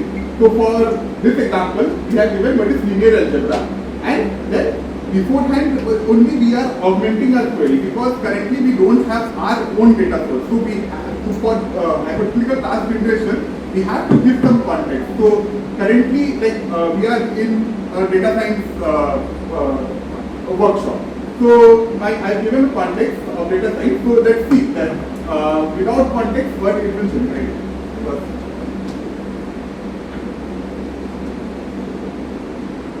And this is the API setup that I'm using. With API, we don't need our local device for processing. And over here, I'm just passing the query. Let's see what content I'm getting.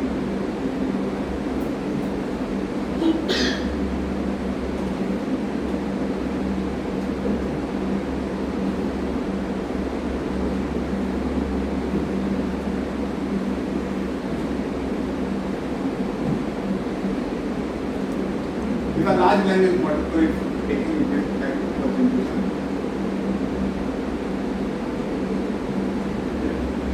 So now if you read this context, it's mentioned that linear algebra is a branch of mathematics that studies vector spaces, linear transformation and systems.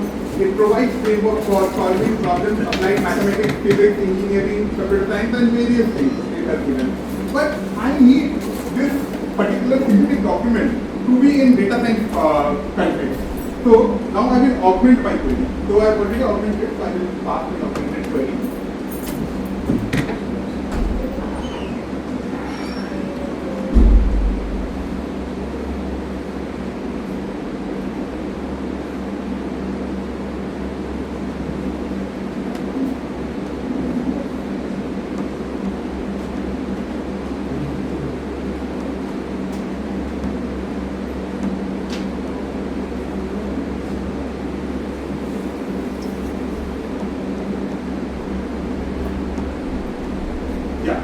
So now if I read,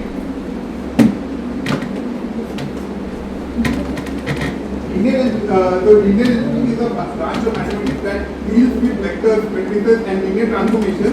In the context of data science, it provides one foundational tool for manipulating, analyzing structured data. So in the previous session, we described that data can be represented in a vector format, and in a better matrix format, and we can apply multiple matrix transformation to manipulate our data and create a new form of data. So this is the context that I have passed. So I will use 3 LLMs to generate the same content.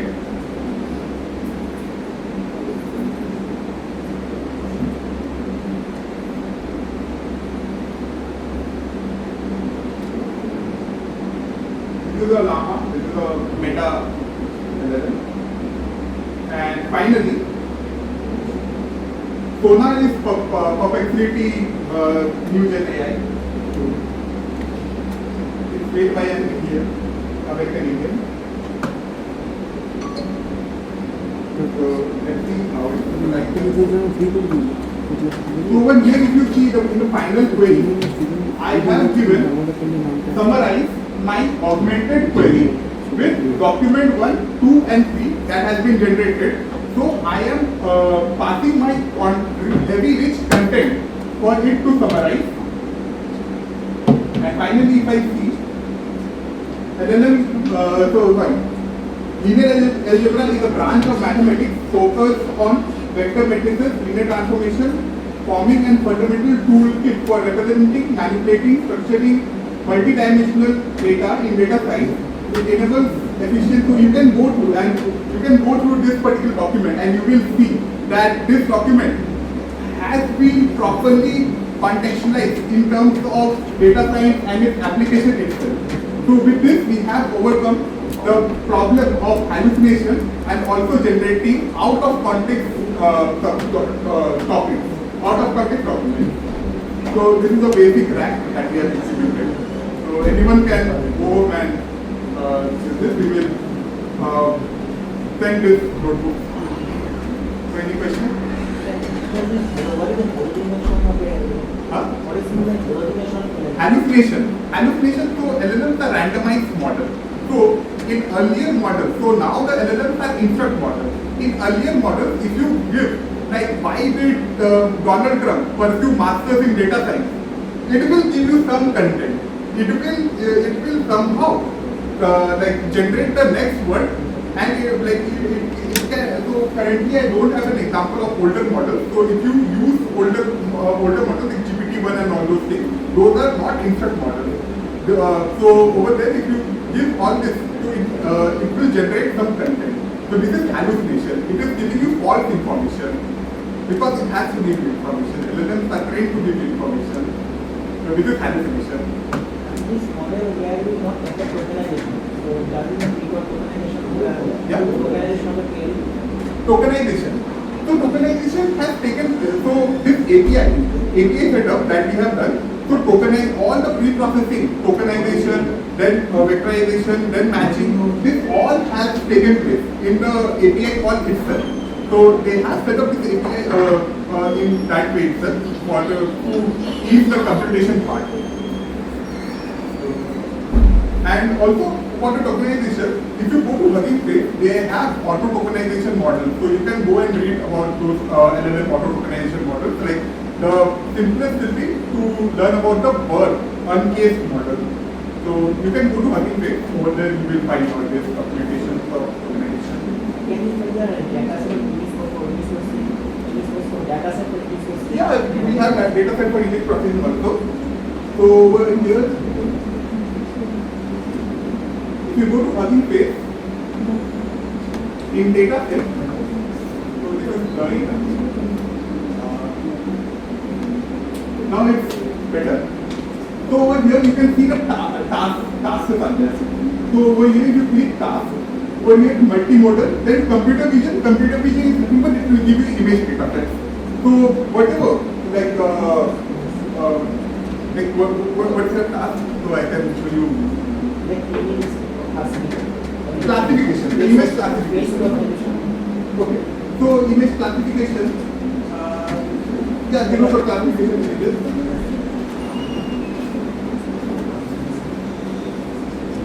Data card.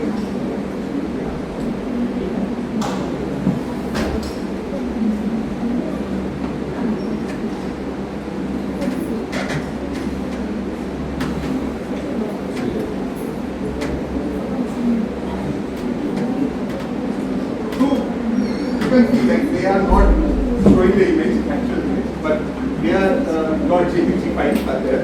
So this will provide you with image data set also.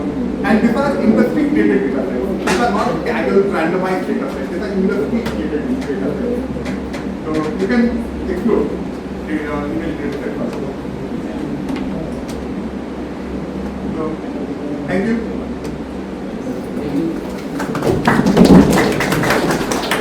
Thank you, Praneet. Now we are moving into a brief open session for our discussion where we would like to invite you to share your thought, or if you have any question on the use of data science to improve in teaching and research. So we have our senior faculty members here who they will engage with you and will discuss.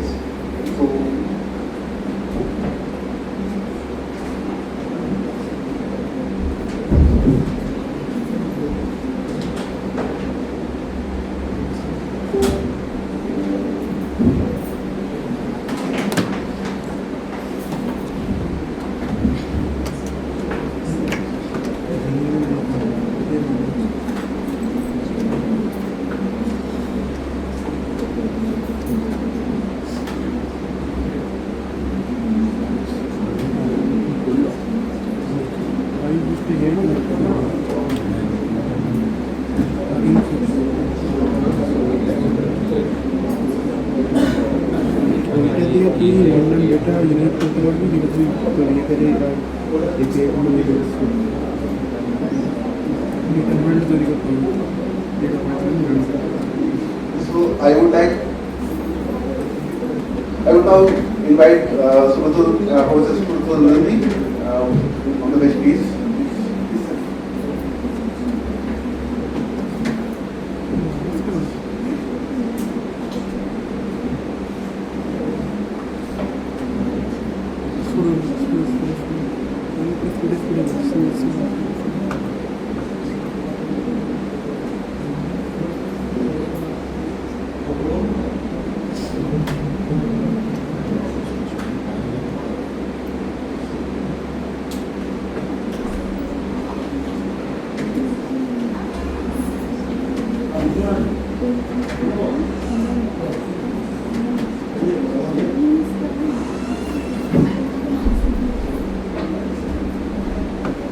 Good morning to all.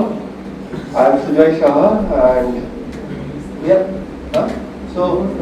before panel discussions, because a lot of other faculty members are not present, so they will come within a 5 to 10 minutes. So for that I am giving you what we have done in our lab, that I will show you. Okay.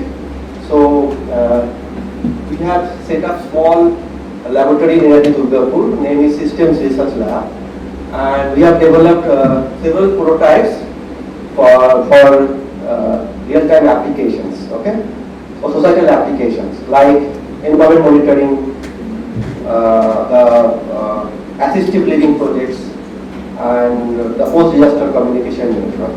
So these are the projects we have completed in our lab. On most of the cases, our PI, the Subrata is present here, and some projects we are ongoing now. So these are the projects we have completed, and almost all the projects we have developed small prototypes. So in first project we have developed small systems for post-disaster communication networks. Now let I tell you what we have developed. The second one is we have in another project in environment monitoring systems we have developed our own customized environment monitoring system, and we have deployed different location of the Durgapur city. We have deployed 7 monitoring stations in Durgapur city, and we have collected lot data. And in that particular system, we have found that whatever sensor we are using nowadays, they are low cost. And sensors are sometimes they are deviated from the original value. So we also developed small prototypes. And another project is funded by TCS Innovation Lab. So there we have developed some systems for the blind pupils. Okay, so suppose I am blind, I want to give a presentation. So it is very difficult to give a presentation. Am I right? So we have developed some gesture-based recognized systems. Suppose I am from here, I can place some kind of links here, and using ring I can control entire systems. That we have developed under the project funded by the TCS Innovation Laboratory. So recently we got one project. It's funded by IIT Kharagpur and TIS Subrata. So in this system, what we have seen, that I told you, that previously we have developed several products, several environmental devices, and we found that the sensors giving after 6 months, sensor not giving the correct values. Okay, so they are deviated from the raw values, original values. So sensors are faulty after some times. So in this project, we have developed small algorithms, AI-based algorithm, and beauty of this project is, and that algorithm, that learning algorithm, we have incorporated in that small box. And the cost of this box is 30,000 rupees, and that system we have developed, basically it is called TinyML systems. Why it is called TinyML? Tiny means it's a lightweight algorithm. Lightweight algorithm we can incorporate in the controller boards. Okay, that's why it is called TinyML devices. So we have incorporated our intelligent algorithms inside the board. And if sensors are deviated from the original values, it will show you that this sensor giving the wrong value, it gives the value. It is deviated from the original value. And another interesting device we have developed, it is called the validation box. It depends on the, so after 6 months, some activity based, suppose I am burning the cigarettes, okay, and we are placing sensor inside the box, okay. So this box will tell you that sensor is correct or not. So that box we have developed, okay. Another one we have developed small switch. So okay, most of the cases we found that out of 24 hours, 20 hours we are inside the rooms, and most of the time we found that the indoor is also polluted. So we have developed this smart switch digital box, and it tracks the AC. And in our AC there is a dust particle filters, VOC filters. Okay, so based on our comfort levels, this switch automatically controls entire rooms. So that we have developed. Okay, so this is next. So that videos. So I'll show you the small video that what we have developed. Air pollution is a problem that's growing day by day. While outdoor air quality is monitored by the air quality monitoring stations, their limited number fails to capture the fine-grained dynamics of the air. Indoors, air quality varies unpredictably depending on specific conditions and activities. People often turn to air purifiers, but they can't.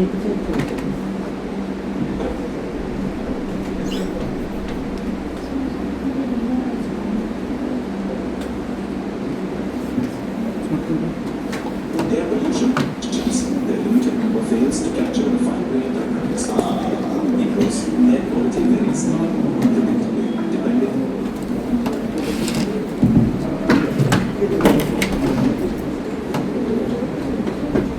Air pollution is a problem that's growing day by day.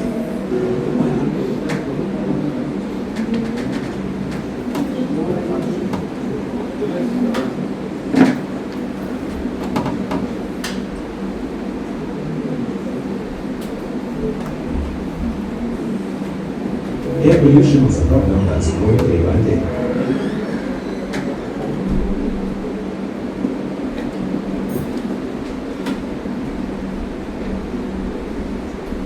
Air pollution on specific room conditions and indoors.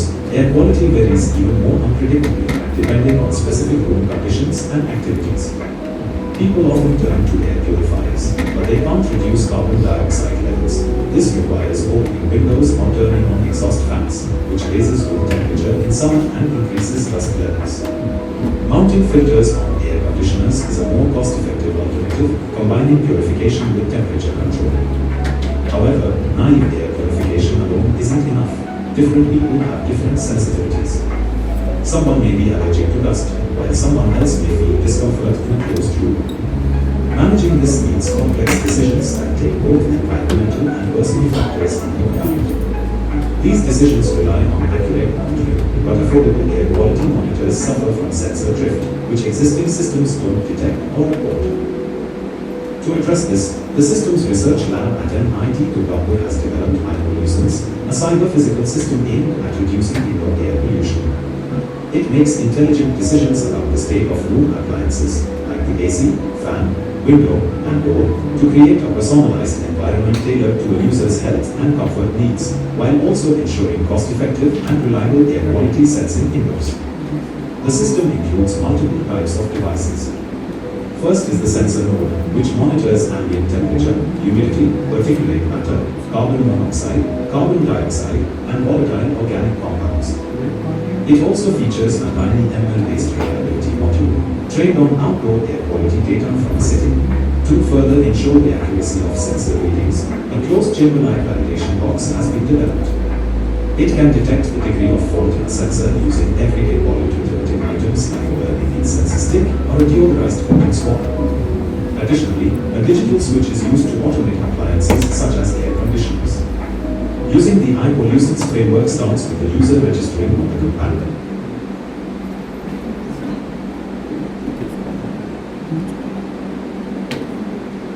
Okay.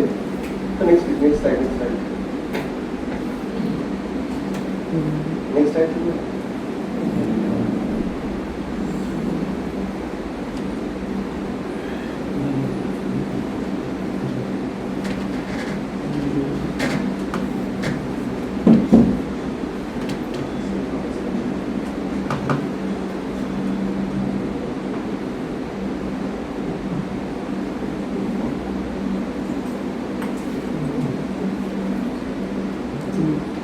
Those put up on.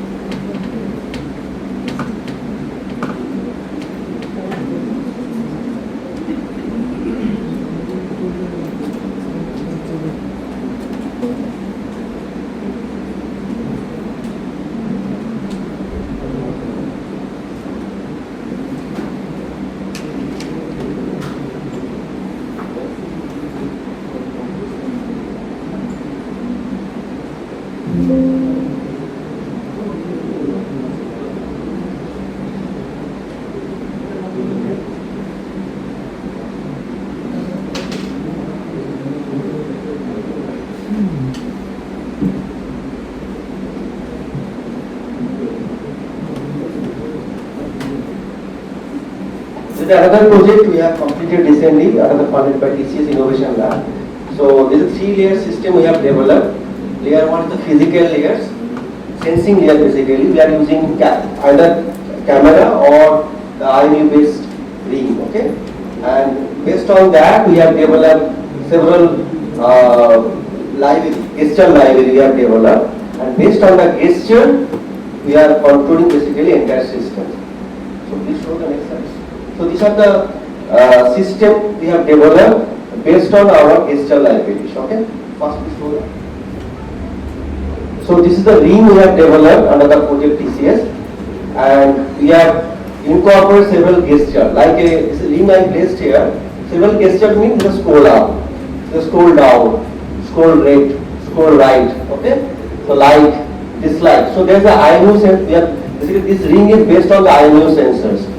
And inside the IMU, there is a IMU means inertial motion unit sensor. So in this sensor, basically two sensors play important role. One is the accelerometer, another one is the gyroscope. Accelerometer means acceleration, and gyroscope is the angular velocity. Okay. So this using this two sensor, we are getting 6 values. This is called 6 degree of freedom values. 3 axis means acceleration in x-axis, acceleration in y-axis, acceleration in z-axis, and gyroscope provide the angular velocity in x-axis, y-axis and z-axis. So based on this data, we created several gestures. In case of using this thing, we have created 10 gestures, and camera from the vision, we have created 16 gestures. Okay. So then please show another. So we control all of we control YouTube, we control LinkedIn, we control Facebook using these gestures. Not only that, as I told you that if you have a blind, it is very difficult to control the entire system. So here I can use only using rings, I can control the entire system. That we have developed from the project TCS. Please.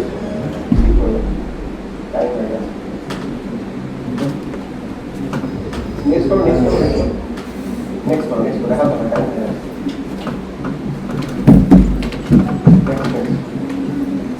So okay, there's another project we have completed. Again, the PI of this project is Shubhroda.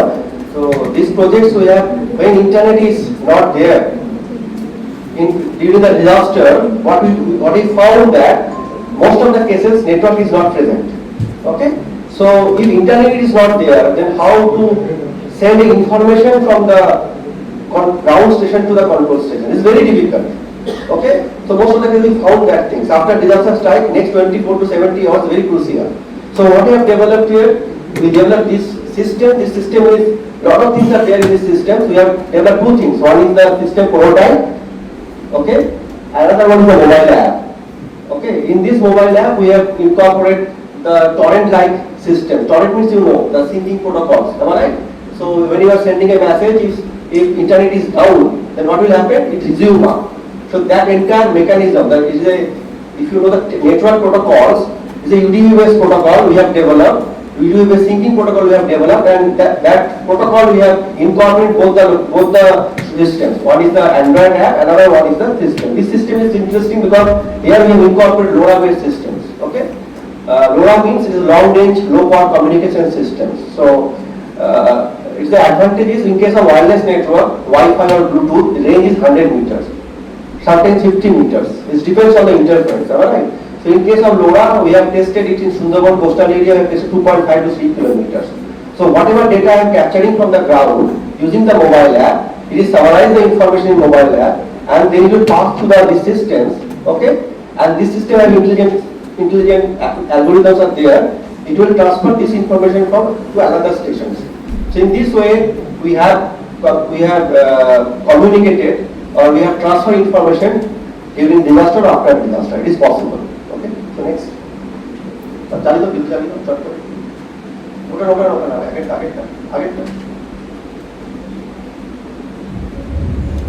Here we demonstrate a smartphone application sheet that we developed for the collection, processing, sharing and visualization of multimodal situational data in the absence of internet, primarily for post-natural disaster situations. The application UI contains three primary windows. First one is chat window for sending messages in the form of text, image or audio-video clips. The second one is map window for real-time GIS tagging. The last one is the merge map window that aggregates all the GIS data to prepare a summarized map view of the situational data. Nearby, Surakshit-enabled devices join to form a DTN using the Wi-Fi direct, which is allied DTN connect. To save energy, devices use the acoustic signal for neighbor scanning. This acoustic signal is used for propagating the credential information for Wi-Fi direct. The coverage of the network may be enhanced if a few smart devices may be statically stationed at strategic places like shelters or control rooms where user visits frequently. We call these devices the Dropbox. We may also place a few devices on regularly moving vehicles like ambulances, police patrol cars, etc. Call these devices as data mule. Dropboxes and the data mules can be smartphones in which the Surakshit application is set up as Dropbox or data mule or custom devices. The message propagates through the DTN of smart devices in hops, exploiting the device-to-device contact opportunities during the user movements. If a user wishes to get a concise personalized report, marching on the merge map window serves the purpose. On marching, related messages from different users are aggregated and form a simplified collated crisis map view. Next. Next one. Thank you all. So any questions? Okay. So now our senior professors are present here, so we'll start our demo sessions. Panel discussion. So I call faculty members to please come here. Shubhoda, Atal, please, Sujan, please come. Please come in the dais. That's all got chat with the person. That's it. I'm going to call the class. I'm going to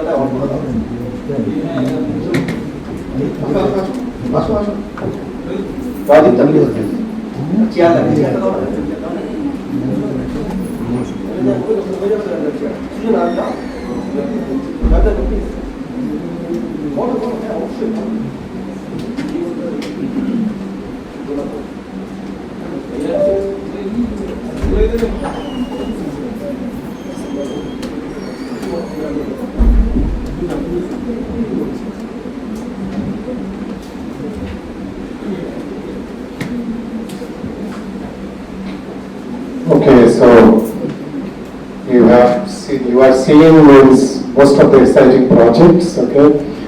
And you have seen already so many projects, okay, that has been developed by the faculty members and the students of NIT Durgapur, and we are really proud of that.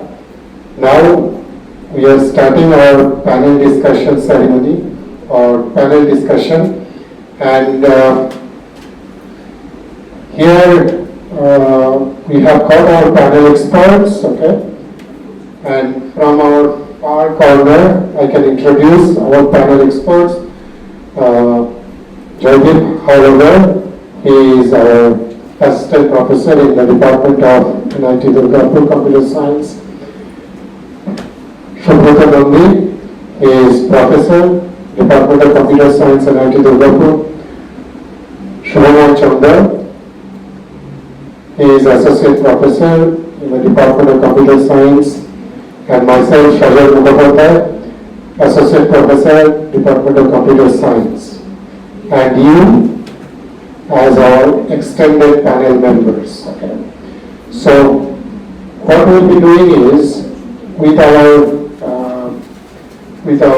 title, we'll be starting, we'll be discussing something, and you are not out of this syllabus, I should say.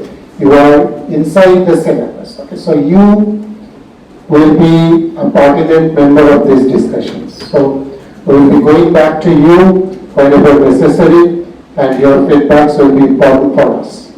So we can start this panel discussion, and as we have seen that in your brochure that, okay, the panel discussion title is How to Enhance Teaching by Research, and another is Cross-Institution Collaboration Ideas. So one thing I can tell right now is how I got involved in this data science related research, that I was seeing I was researching on algorithms, okay, and I eventually was going through some lecture notes of Tim Gordon. He was in Stanford University at that time. Now he is in Columbia University. So one article that struck me is that, say, this is called heavy hitters problem.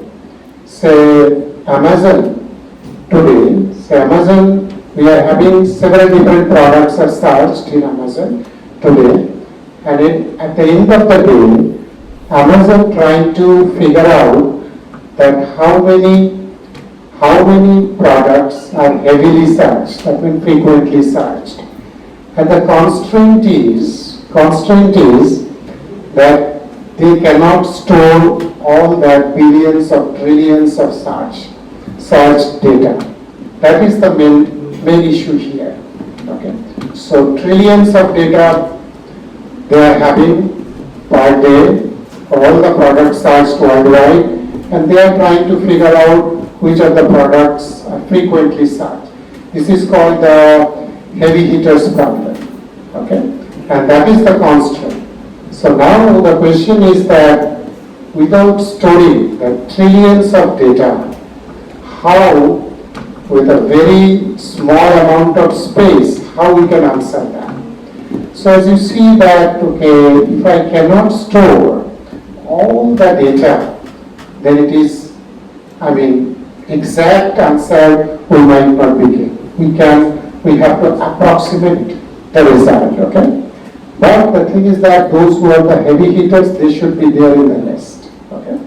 Maybe sometimes those who are not heavy hitters, maybe sometimes that might be creeping inside the list, but our purpose is that. Okay, so this approximate counting is at the very fundamental research in data science and computer science.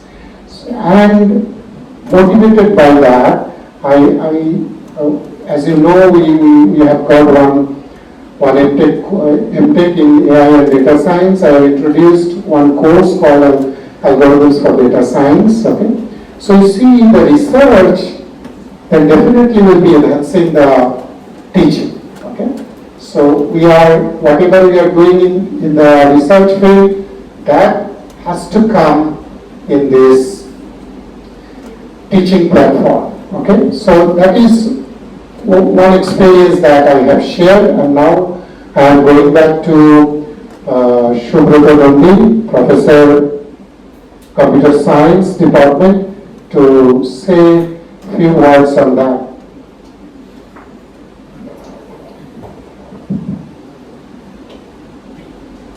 Good afternoon to all of you, all the participants, and for coming to our department for such an interaction and exchange of ideas. Regarding the panel discussion, again, Sonjol just tried to tune the whole thing in that direction. I would like to add a few things, and yeah, as usual, like we faculties tend to develop and create some slides and all. So it's only just 3 or 4. Again, it's not the slides, but the thing is the theme that I would like to say. Like these days, I mean, the era we are living in, it is at least right at this moment, it is heavily impacted by the booming AI and generative AI to be specific, because even if I look, say, a decade back, for researchers like us, it's enough to find out algorithms and find out the problem and design algorithms, solve it, sometimes simulate it, and so over. But then, even like 2018-19, we know that ML is enough. I mean, if you can have a ML like machine learning algorithm, your paper will be accepted. But that is not the situation post-COVID kind of thing where, I mean, at least in our domain, we know that there should be some deep learning based algorithms and all. And people will ask, if you have not done that, could you have a better algorithm for this solution? So this way things it's going on, and it is the era of ChatGPT, where you don't have to even, think of writing the algorithm from the scratch. Sometimes something magical happens. But the thing is that probably worrisome is we see that these news are coming every day and now. Like TCS is laying off, and it's not only like Microsoft, Meta, and all those multinational companies. TCS, which seems to be more secured, you know that is more like a government kind of job, but that also is getting, a TCS job is not secure. So the reason is, we all know that, because this AI and generative AI and all this, probably somebody is guessing that it will replace the conventional coders or the conventional computer engineers, computer science people. So there are new challenges, and so these are again the news headlines. And you see the kind of layoffs that you see, it varies, although it varies, but it's a huge in number, and it says that almost 1 lakh in this 2020-25. So that is also not too trivial. So that's a bad thing, and I mean, this is something like, this is obviously something fake. I mean, if I ask that, okay, considering this trend, what do you see that how the academics will, I mean, the prospects of academicians or whatever it is. And so there's 2032, it's a report generated by generative AI. Okay, so might be that our presence may not be felt, which is not true, or whether it is true, really we don't know. So whatever it says, that we don't have that, that kind of thing that we can really say that whether it is correct or not. So that is something strange. But the thing is, it's time that we should think of possibilities and try to change ourselves. So this is what I just got few days back and a few months back, that people are trying to tune their skills while using this. And there are courses like programming with generative AI. So initially I didn't look into it in detail, but what I thought is, like, we still, students, if somebody comes up with a solution, is copied from internet, and say we start shouting and what you have done, you should have known this. But then it's a gradual shift, because that same student, when he goes to the industry, they say that, okay, why you are wasting your time writing things from the scratch? Why don't you copy something and try to make it work for us in a very short time interval, right? So so you should know that assembly level coding, then came the procedure oriented coding, then came another coding of object oriented programming, and there is probably another level of coding that comes, abstraction, which is it's an outcome of this generative AI, or AI and all this, and that is and each of these abstraction levels are something, when it comes, it is magical, and this is really easy. So probably it's time that instead of taking a very C-like course, again, I mean, I'm not arguing that it's not required, but knowing that you have got some basic programming skills and the programming concepts, but you have to also find out that if something is given to you, can you just modify it? So it is more like critiquing the code is important rather than writing from the scratch. So are we really having some issues like where we give some code, okay, can we just modify it? Okay, it's not written. So those things probably we don't yet have. I mean, at least I don't have in my courses. And in fact, it's not the only course. It is offered by faculty in IISc Bangalore, and there is another course by faculty in IIT Guwahati, and there are other courses also. And in fact, industry is also triggering. So like the kind of skills that we expect for our students, and such requirements didn't rise over a longer period of time. It's in a very short interval, things starts changing and in a dramatic way. And so this is something very important. And if we cannot address it in the right moment, in the right way, probably our very presence will be at stake. I mean, although we know that academics is a much safer place to work, because you always have students who will earn a degree, but the thing is, if the degree is not valuable, so we should ask our existence, right? So next.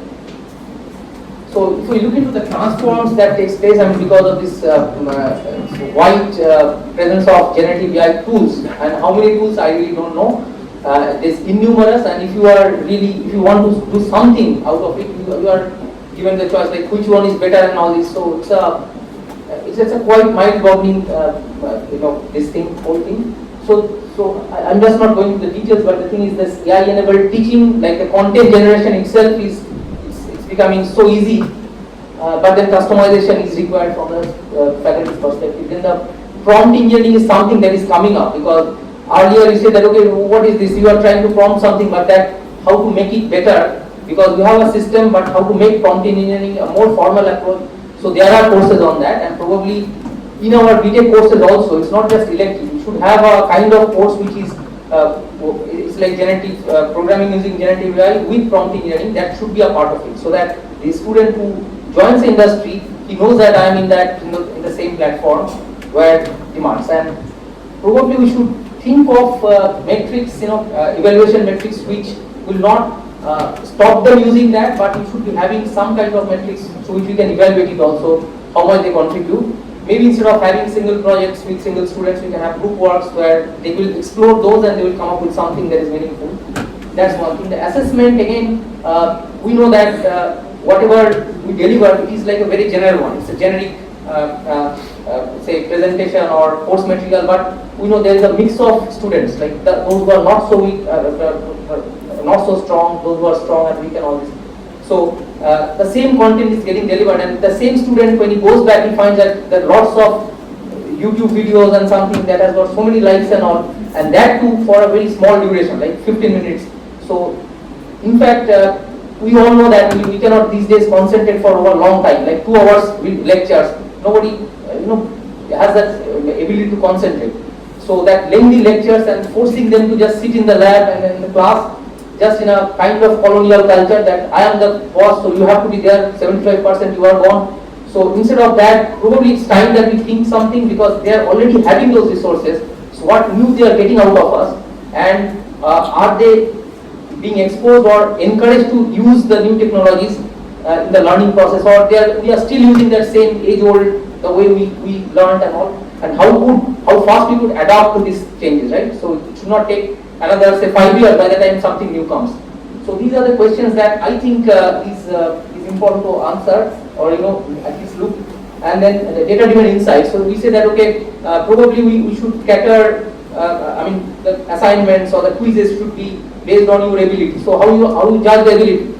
So probably these days we have the recordings, but may not be. So infrastructurally also, do we have facilities where we can actually monitor the behavior of the students and the performance of the students?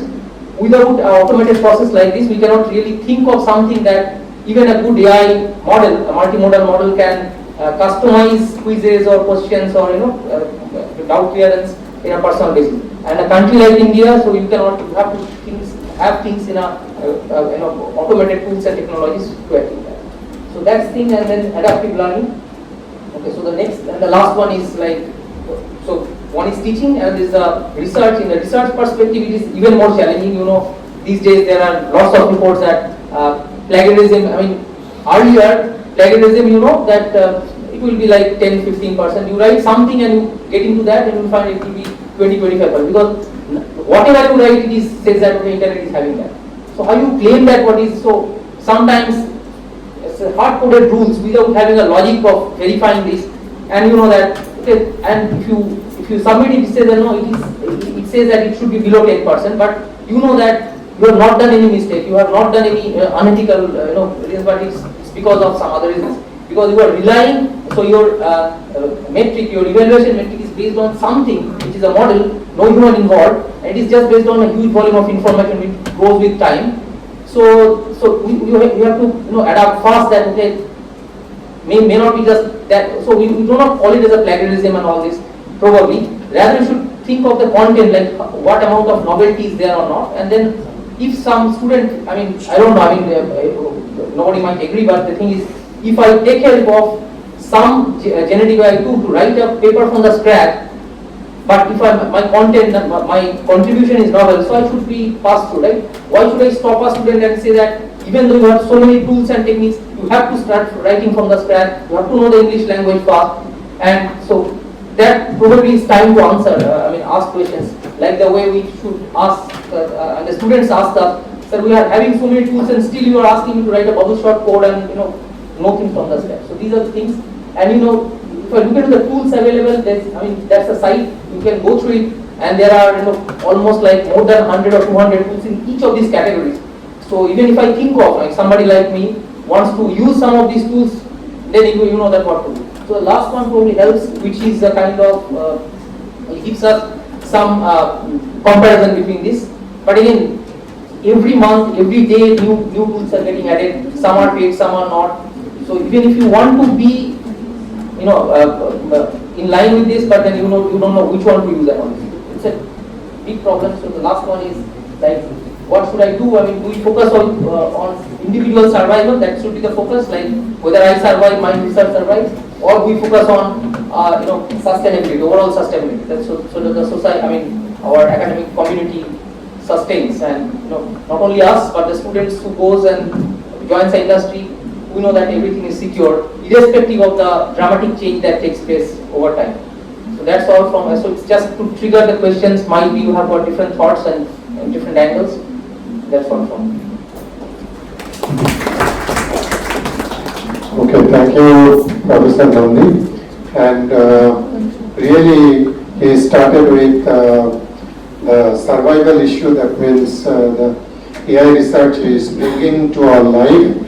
And then he told that okay, what to do? We have to be smarter. We should not be copying exactly whatever tools we are having. Okay, we have to have the caveat that we should be really focusing on whatever content we are generating in our own, and then maybe we can take the help of technology.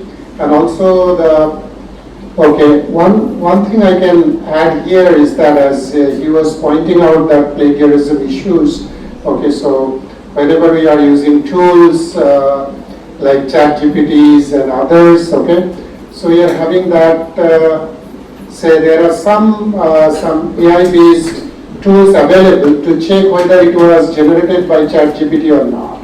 Okay. Right?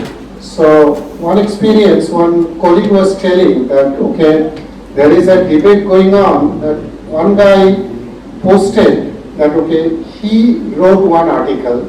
It is absolutely his own original article. But that AI tool, which is checking whether it was generated by ChatGPT or not, whenever it was posted there, the ChatGPT is telling that ChatGPT kind of software, that software, that AI-based software, that AI-based software is telling, okay, it is generated by ChatGPT. Okay, and the thing is that that website is telling, okay, I can humanize it. Okay, so this is also a caveat. Means there's lots of social media. Okay, whenever say somebody is posting and some other is also posting. Okay, it is copied. So we have to remember that maybe the AI tool is not that much smart, okay, to predict everything. Still, that is a caveat. Okay, so I move on to our next panel expert, Shubhamal Chandar. Okay, so please, if you can share your insight on this topic. Good afternoon to all of you. Very scaring panel discussion. Is it not? Actually, I am very scared that what will be my future, because I do not do any research. I always try to focus on our teaching. That also I do not get the time because I have lot of different administrative jobs and that are very critical to handle the students. But I don't know that why they have selected me for panel discussion and this type of scaring topic. But what I can do, I can share my experience and think about if it is okay to sustain during this time, then I don't know that whether it will be okay or not. So I can, just sharing my research, not the research experience, I can say that I love to find something which I love. Okay. So first, I can remember my PhD duration. So I was just roaming around to find my research scholar, as most of like us. Supervisor, sorry, not research scholar, supervisor. So I approached lot of teachers, even my postgraduate teachers, that sir, please, can you help me? So during that time, one of my faculty, my teacher, he told me that, okay, Shoma, you can think about some research on steganography. I did not have any idea about this steganography. So he gave me some papers, and obviously after watching the paper, I kept it because some mathematical terms were written there. And obviously, like others, I also do not love mathematics. I like to be like you, right? So that's all. But one thing I found very interesting, that it relates something with Feluda and Sherlock Holmes and others. Because that steganography is the process to send the message by hiding this within a cover. Okay. So I got the inspiration not from computer science engineering or not from mathematics. I got the inspirations to do something or to try to find something with the inspiration from Satyajit Ray, Feluda, Sherlock Holmes, Dr. Watson. So I loved this and I started to read this. Then I got some publications, but I thought what to do. If I am getting some publication with this research topic, so will it help my students? No. So then I proposed the information coding theory to our NCA course, most probably. So there was no scope to discuss this steganography or cryptography because information coding theory is something different. But at the end of the topic, I generally used to discuss about the steganography and cryptography so that some of the students may get interest to do some work on this. Okay. So after a few years, one research scholar joined. So then, again I was interested in photography, not computer science, engineering and mathematics and others, photography. So one of my teachers told that, PhD, you have done your PhD, so it is lot of things, so now you enjoy your life.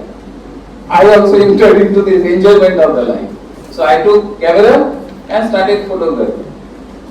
Then suddenly, that research scholar joined and I did not have any topic to provide her.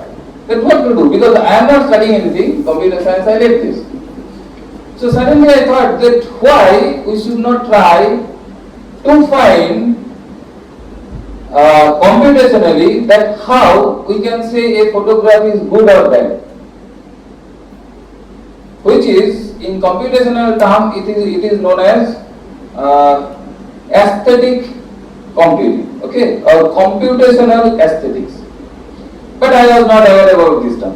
Really, the target was to find out some algorithms so that whenever I show a photograph to the computer can say yes, this is a good photograph, or no, this is not a good photograph. Okay. So then, what to do? Problem is okay, but there is no such solution or idea. So I thought about to drag some rules and regulations of photography and art. There are a lot of rules that we can apply to find out which one is good or not. Again, there are some rules to break these rules. So it is very complicated. Then I thought that I should not go to the complicated things. Let us try to do with some general terms, like mathematical relationship between the pixels, then lines, then objects, and all these. And prior to that, what I thought that let us de-establish the importance of machine learning, because there are some papers that applications of machine learning to image quality detection and others. So I wrote a paper where I have proved that deep learning and machine learning is not working properly to judge a photograph. I submitted to the IEEE transaction, and the reviewers scolded me that how you can say all the people are doing deep learning to solve all this and you are saying no. Study correctly, prepare the data set, then you apply deep learning, you will get the output. But I did not have any idea about the deep learning, then what to do. And at that time, there was no one to help me. So I was searching for some courses. I got IIIT Hyderabad is organizing a course or 7 or 8 days course on deep learning. But first I have to learn machine learning, then I will go for deep learning. But I have not thought about all these algorithms. I applied and they rejected because the time was lost. Then I wrote the mail that if you do not select me, then how I will learn. I am a teacher here. I will not go for any course for 6 months and 3 months. You are doing all this. So please select. Then they replied, okay, we are thinking about that. So after 2 days, they approved me and I went to there, IIIT Hyderabad. But there I saw that machine learning is far away from there, because they have developed or they are thinking about a lot of applications in the new areas of deep learning, like RNN. It is 2015-16. Think about just 10 years back. But as a student, my MTech student, ex-MTech student was also attending that course. So I just attended all the courses there. I have learned nothing. But one thing I have learned from there that I have to do. I don't know that how to do. So then I have watched the videos of Andrew Ng, again all the mathematics. So again I kept on. So no, it is not a cup of tea for me.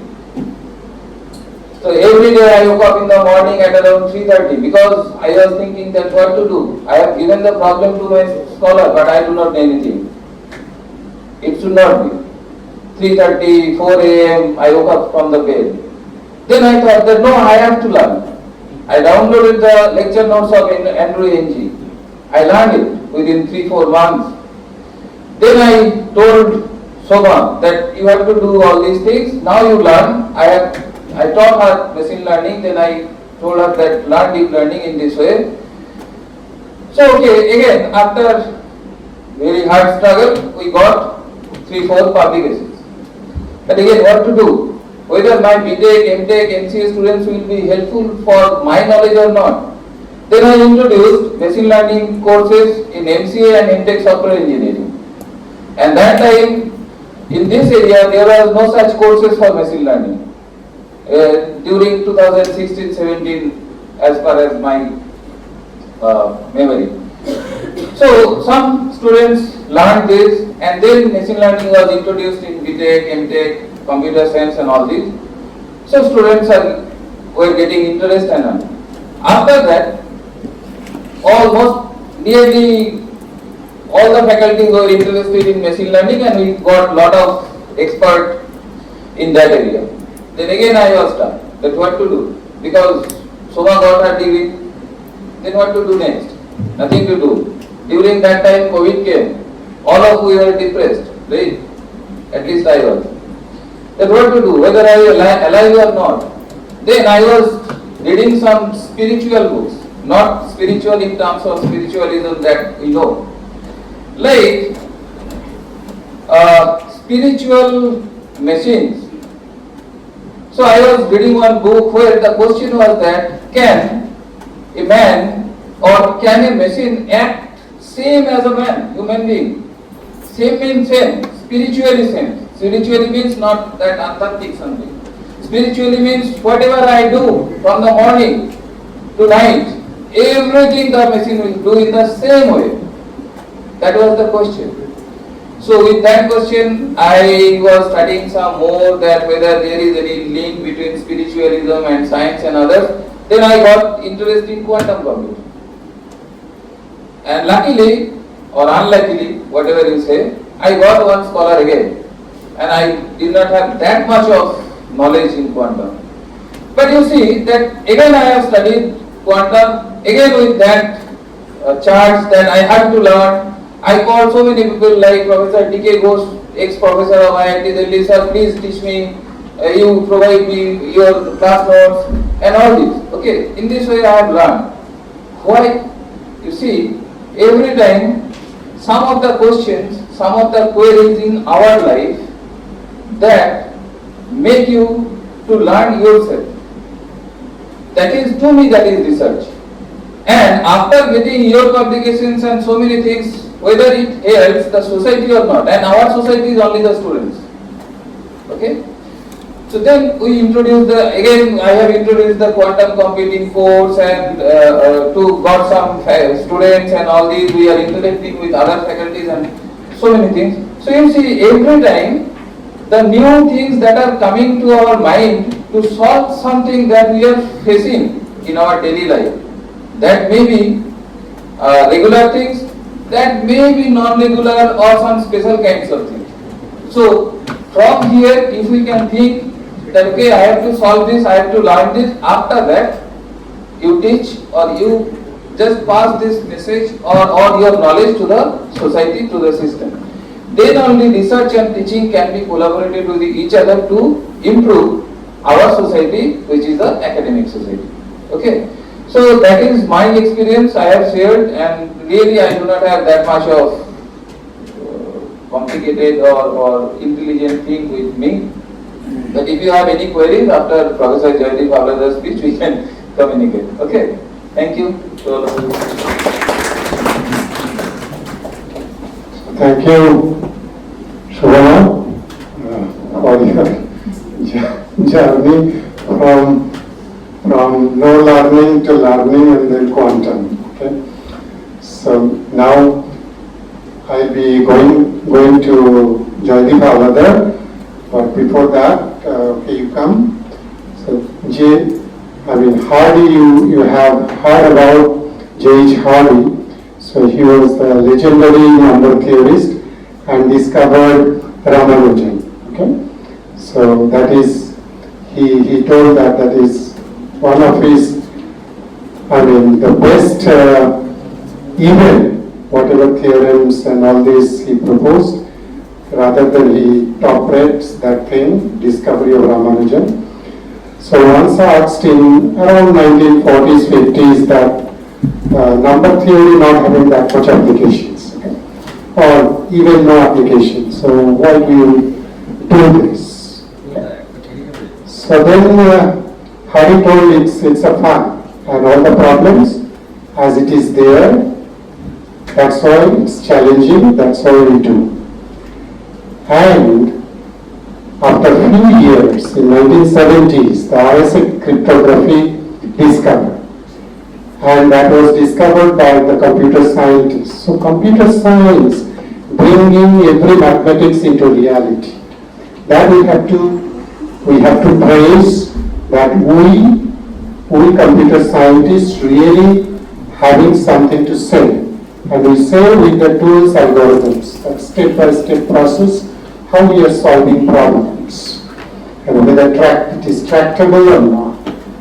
So that from that cryptographic idea, so it is solely lying on this, that okay, if say I'm multiplying 13 and 17, I'm getting a number. So that multiplication is easy, but from that number, whether it was 13 and 17, these two were involved in that making that composite number, that is difficult.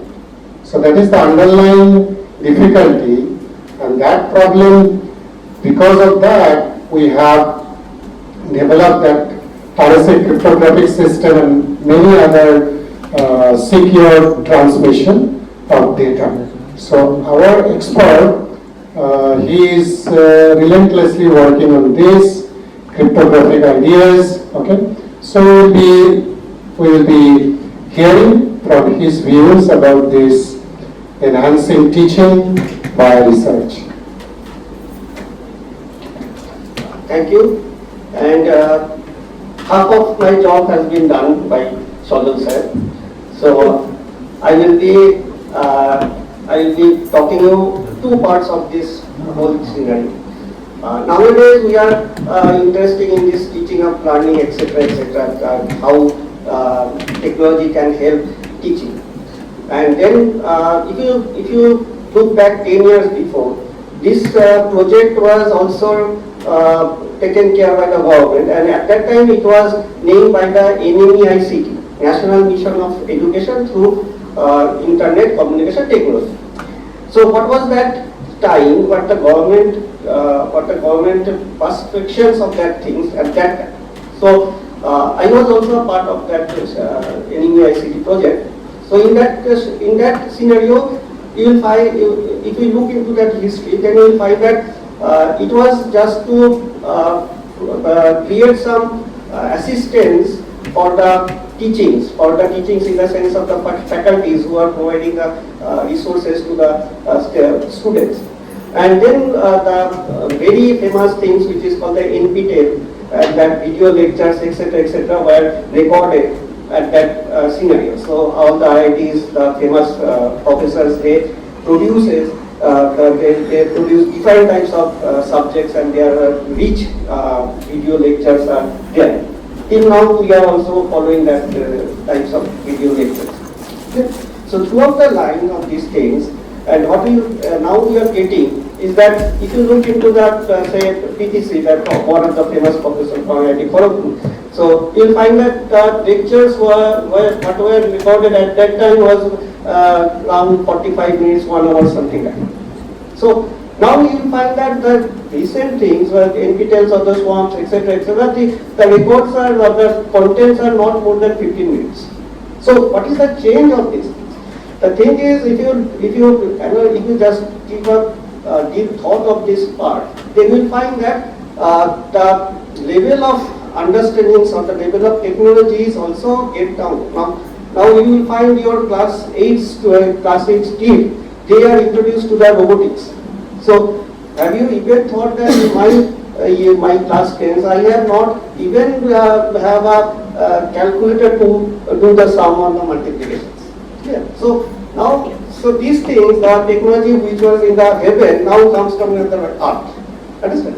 And then, so now we are in a very much in a challenging part. So we are the faculties, or we are the things at once we learned the things at say 30 years back, and now we are in a challenge. We have to teach the students who are as per our past.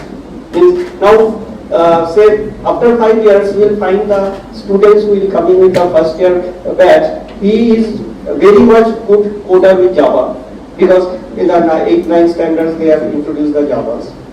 Even Pythons, even they knows all the data structure. Maybe I don't know what will be the syllabus. Sometimes my 10 class 10 standards daughter, he also writes a code on the shorthand. So what to do? So the thing is that we have to, what Modi sir has told us, or he has explained that things.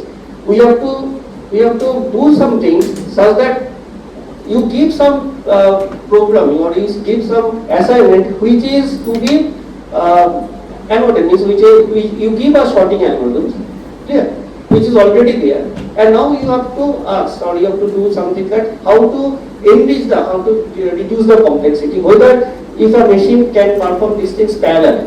When we are thinking that the machines is basically a sequential machines, so you can do one operations at a time. But if the machine can perform parallel operations, then how can we enhance the sorting bubble in the bubble sort, or any sort type of sort? If I can do 2 or 3 comparisons at the simultaneous way, then what will be the change in the algorithm? Okay? So these things. So you will find that there are so many teachers. We are still not. We are very much tagging about these things. There is a in IT Calicut, there is a professor who is teaching the operating systems.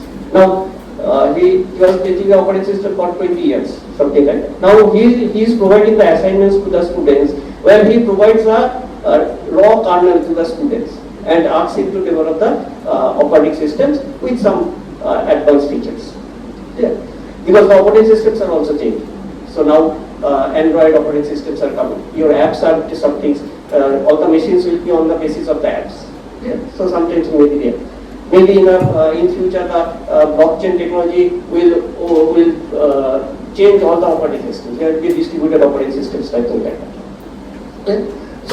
So we are really in a very scary position. So we have to somehow provide the tasty foods to my students. It is not bread and butters that we are providing. We have to provide them some pizzas.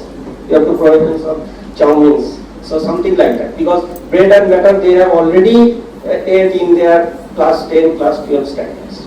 So now we have to, we are the chefs. We have to cook something interesting, something tasty foods for them. So that is the scenario that is very much required. So if you are still preparing the bread and butters, toast, etc., then change your recipes. And then Shoma sir also gave some interesting stories of his life. So it is very important to identify a particular faculty development program at this point and participate there. So it is not the thing that you learn something from here. You will get a task. You will get your spirit will be asked you to learn that things. Understand? So there are online programs are there. There are offline programs are there.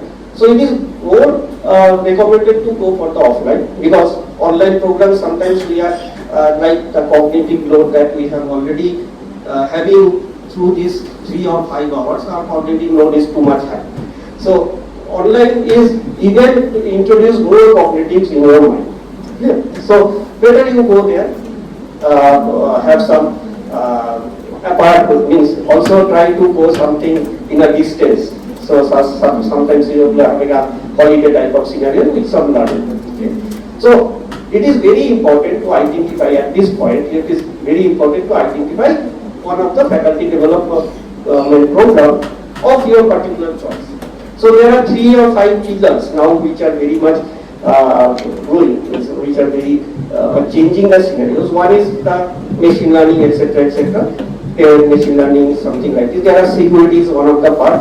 quantums is one of the part, blockchain is one of the part. So these will be very much cutting edge scenarios in the future. Then there are some other things which are interdisciplinary, like climates, like waste management, etc. They are also very much interesting. But if you are purely interested in the particular technicals or more core part, then these are 4 pillars. Otherwise, you can also have some interdisciplinary parts. Government is also supporting some projects or something, some initiatives for climate changing, etc., something like that. Okay. So whatever we are learning, is basically mutual learn. So your students also learn, and you are also learning, because it is not the thing that we are sitting in a seesaw. Clear? The seesaws are in a balanced position. But now the technologies which is pushing the seesaw in one is biased position. The technologies are something like that, you are not in the balance. So technologies are trying to suppress the community of the teachings. So there are so many technologies. They also try to try to gull you, something like that. Clear? So the thing is that previously whatever the technologies were there, it is basically assistance. Means your NPTEL never says that I will replace the class teaching. It says that it is providing the additional things with your class teachings. But now the technologies is such that it is trying to replace you from the scenarios. Yeah. So how to sustain in that position? So that is very much questions to answer. And then we have some ethical questions. The ethical things is that we are saying that okay, what Sajal sir has said already. Give you an example. There is a humanizer. So humanizer is saying that your original content is ChatGPT generated. Now I am a machine. I will humanize that thing. So what is the ethical thing? So it is not the human who is humanizing my code or my text. It is a machine who says that I am the human. So what is the ethical things in that part? So similarly we have several questions to answer. So can we have a judicial system which can be changed by the AI, like your judge, like the High Court can be changed in a digital mode. So the USA government somehow have a clash whether sometimes they provide the online judgment, but still there are some controversies, etc. All things are there. Yeah. So these are the scenarios. Means say sometimes you are so this judgment systems is very critical. Means it is not only the facts and some things that we are relating. So it is basically the sentiments, the incidents, everything are associated with these things. Okay. And then there are fake means AI generated some news or AI generated videos, AI generated some photos, etc. are there. So these are for the some things. What I said means there are some fake things are creating in the AI domain, and they try to motivate you or they try to take you in some defined radical decisions. Yeah. How to identify that these things is fake or these things are something AI generated. So there is an acceptance. So shall I accept this the content in the digital domain, or shall I have a filter to check whether this content is original of the AI generated? Okay? And then it is very simple solutions which is still in the progress is something like that for the image. Image is something like that. If you convert this image into the quantum image, Chonda sir may be knowing better than me. But then if you convert this image which is AI generated into a quantum image, and if you convert a real image into a quantum image, then the distribution of the lower bit plane means that is very much random in scenario. The distributions have some type of characteristics. The real image, if you convert into the quantum and take the LSB part, then we have a purely random scenarios or the purely random distributions. Wherever if we have AI generated things, quantum converted and take the LSB, we have some types of Gaussians or something like that, which is not particular random distribution. So in this way, some techniques is evolving, and then the main thing is that you have a technology, and you have the human which are having their spirits, their psychologists, etc., etc. So now, how to bridge these things? I cannot say that we are not considering the machines. We cannot say like that. Machines will be always with us. Okay. Now, how machines will be contributing the human psychologies, humanism, and how humanism can be contributed in the machines. We need a balance of this. In the seesaw should be in a balanced position. It should not be something in that way. Okay. So as a high school teachers or even college teachers of the university professors, something like that. So we have to think of this thing. So technologies are always there; they are always helpful, but we have to have our ethical boundaries. We have to have promotionals of these things. Whether we have to do these things, even we can change. We have to change our curriculum, teaching patterns, etc., etc., so that the current generations they will be benefited. So that is the main issues of this one. And thank you for.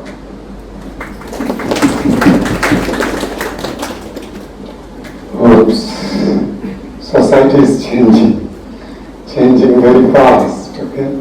So we have to be careful. And you see, he has pointed out one pertinent point, that we are starting the teaching, learning and research process from the school days itself, from 8th standard, 7th standard. AI and data science, all these terms are known to them, okay? And we are not out of the system. As he pointed out, you have to keep yourself updated by attending these FDPs in renowned institutions all around the world, other platforms also there, okay? Say edX, Coursera and all others, okay? And also you have to attend frequently some top-tier conferences so that we can keep ourselves updated. Right. So now we have little time left till lunch is approaching. Okay. So we can have quick questions if you have. So from you, we are expecting 1 or 2 questions. So if you have questions, you can ask. And otherwise, we will be wrapping up with our next topic, that cross-institution collaboration. So, question. How to do the research, and that will be enhancing the teaching not to classroom itself. Teaching means teaching to yourself as well, to enhance your knowledge via research. You have got some insights from our experts, and now we are wrapping up this with Professor Nandi will be wrapping up that how we can have the cross-institution collaboration.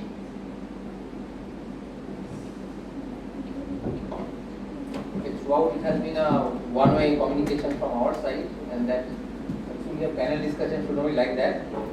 So I would invite, if any of you or if few of you want to highlight some points related to this. Your thoughts. It's just like it's not a class kind of thing or a seminar.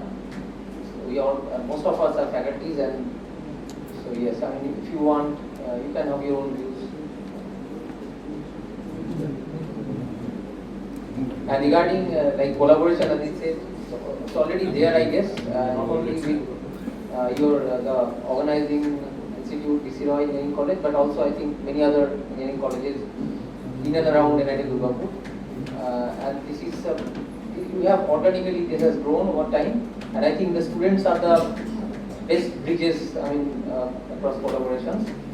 In fact, in our department, we all know that there are a number of students from not only BCY but other institutes who come for the summer interns and all, and maybe some of them they work round the year, I mean, coming in the evening and all.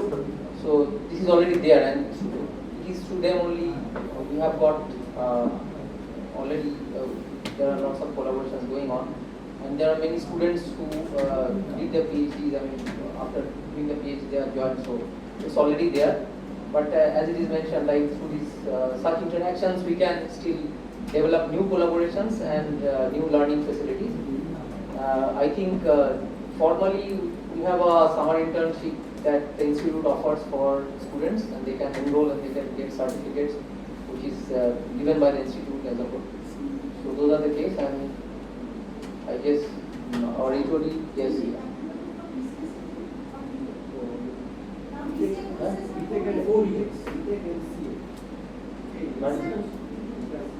See, if you no, I see the point is generally, I mean, no.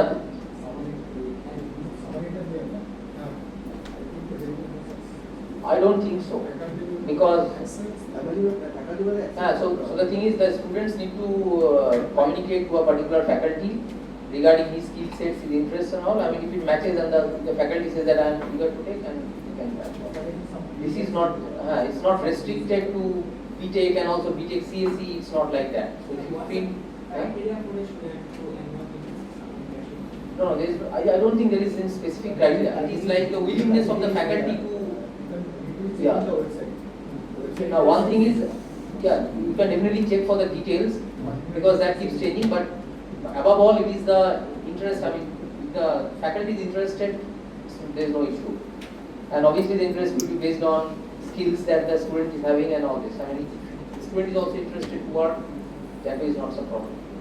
And even if it is not formal, like the institute channel, informally also the student can engage themselves in the summer and all. So in that case, maybe the faculty himself certifies that okay, he has done a internship on that. So both ways is possible, and in that case there is no such issue here. I mean, what it's a BCA student or maybe BTech student, or he is from a mechanical background, or doesn't matter. Because many of us, I think, they work in multidisciplinary projects, so it really doesn't matter. And our, yeah, anything else? So our HOD is present, so we will give a formal vote of thanks. Okay, you. Yeah.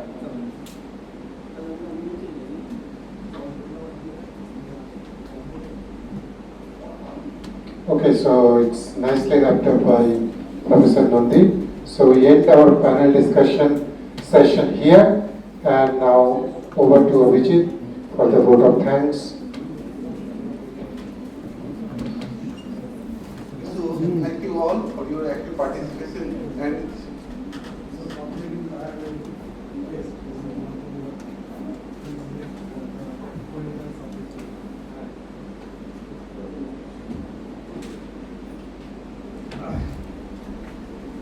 good afternoon, all of you. I am Dr. Swantipal, coordinator of this program. So first of all, I want to thank HOD sir and the entire team. I am not mentioning the name because there is a lot of people who have given their effort. So, so a big thank for all of them, including the research scholar. Now, I have some token of appreciation to our respected Sujay sir and Obin sir. So I want to call our HOD ma'am to felicitate Sujay sir. Sir, please come. Ma'am.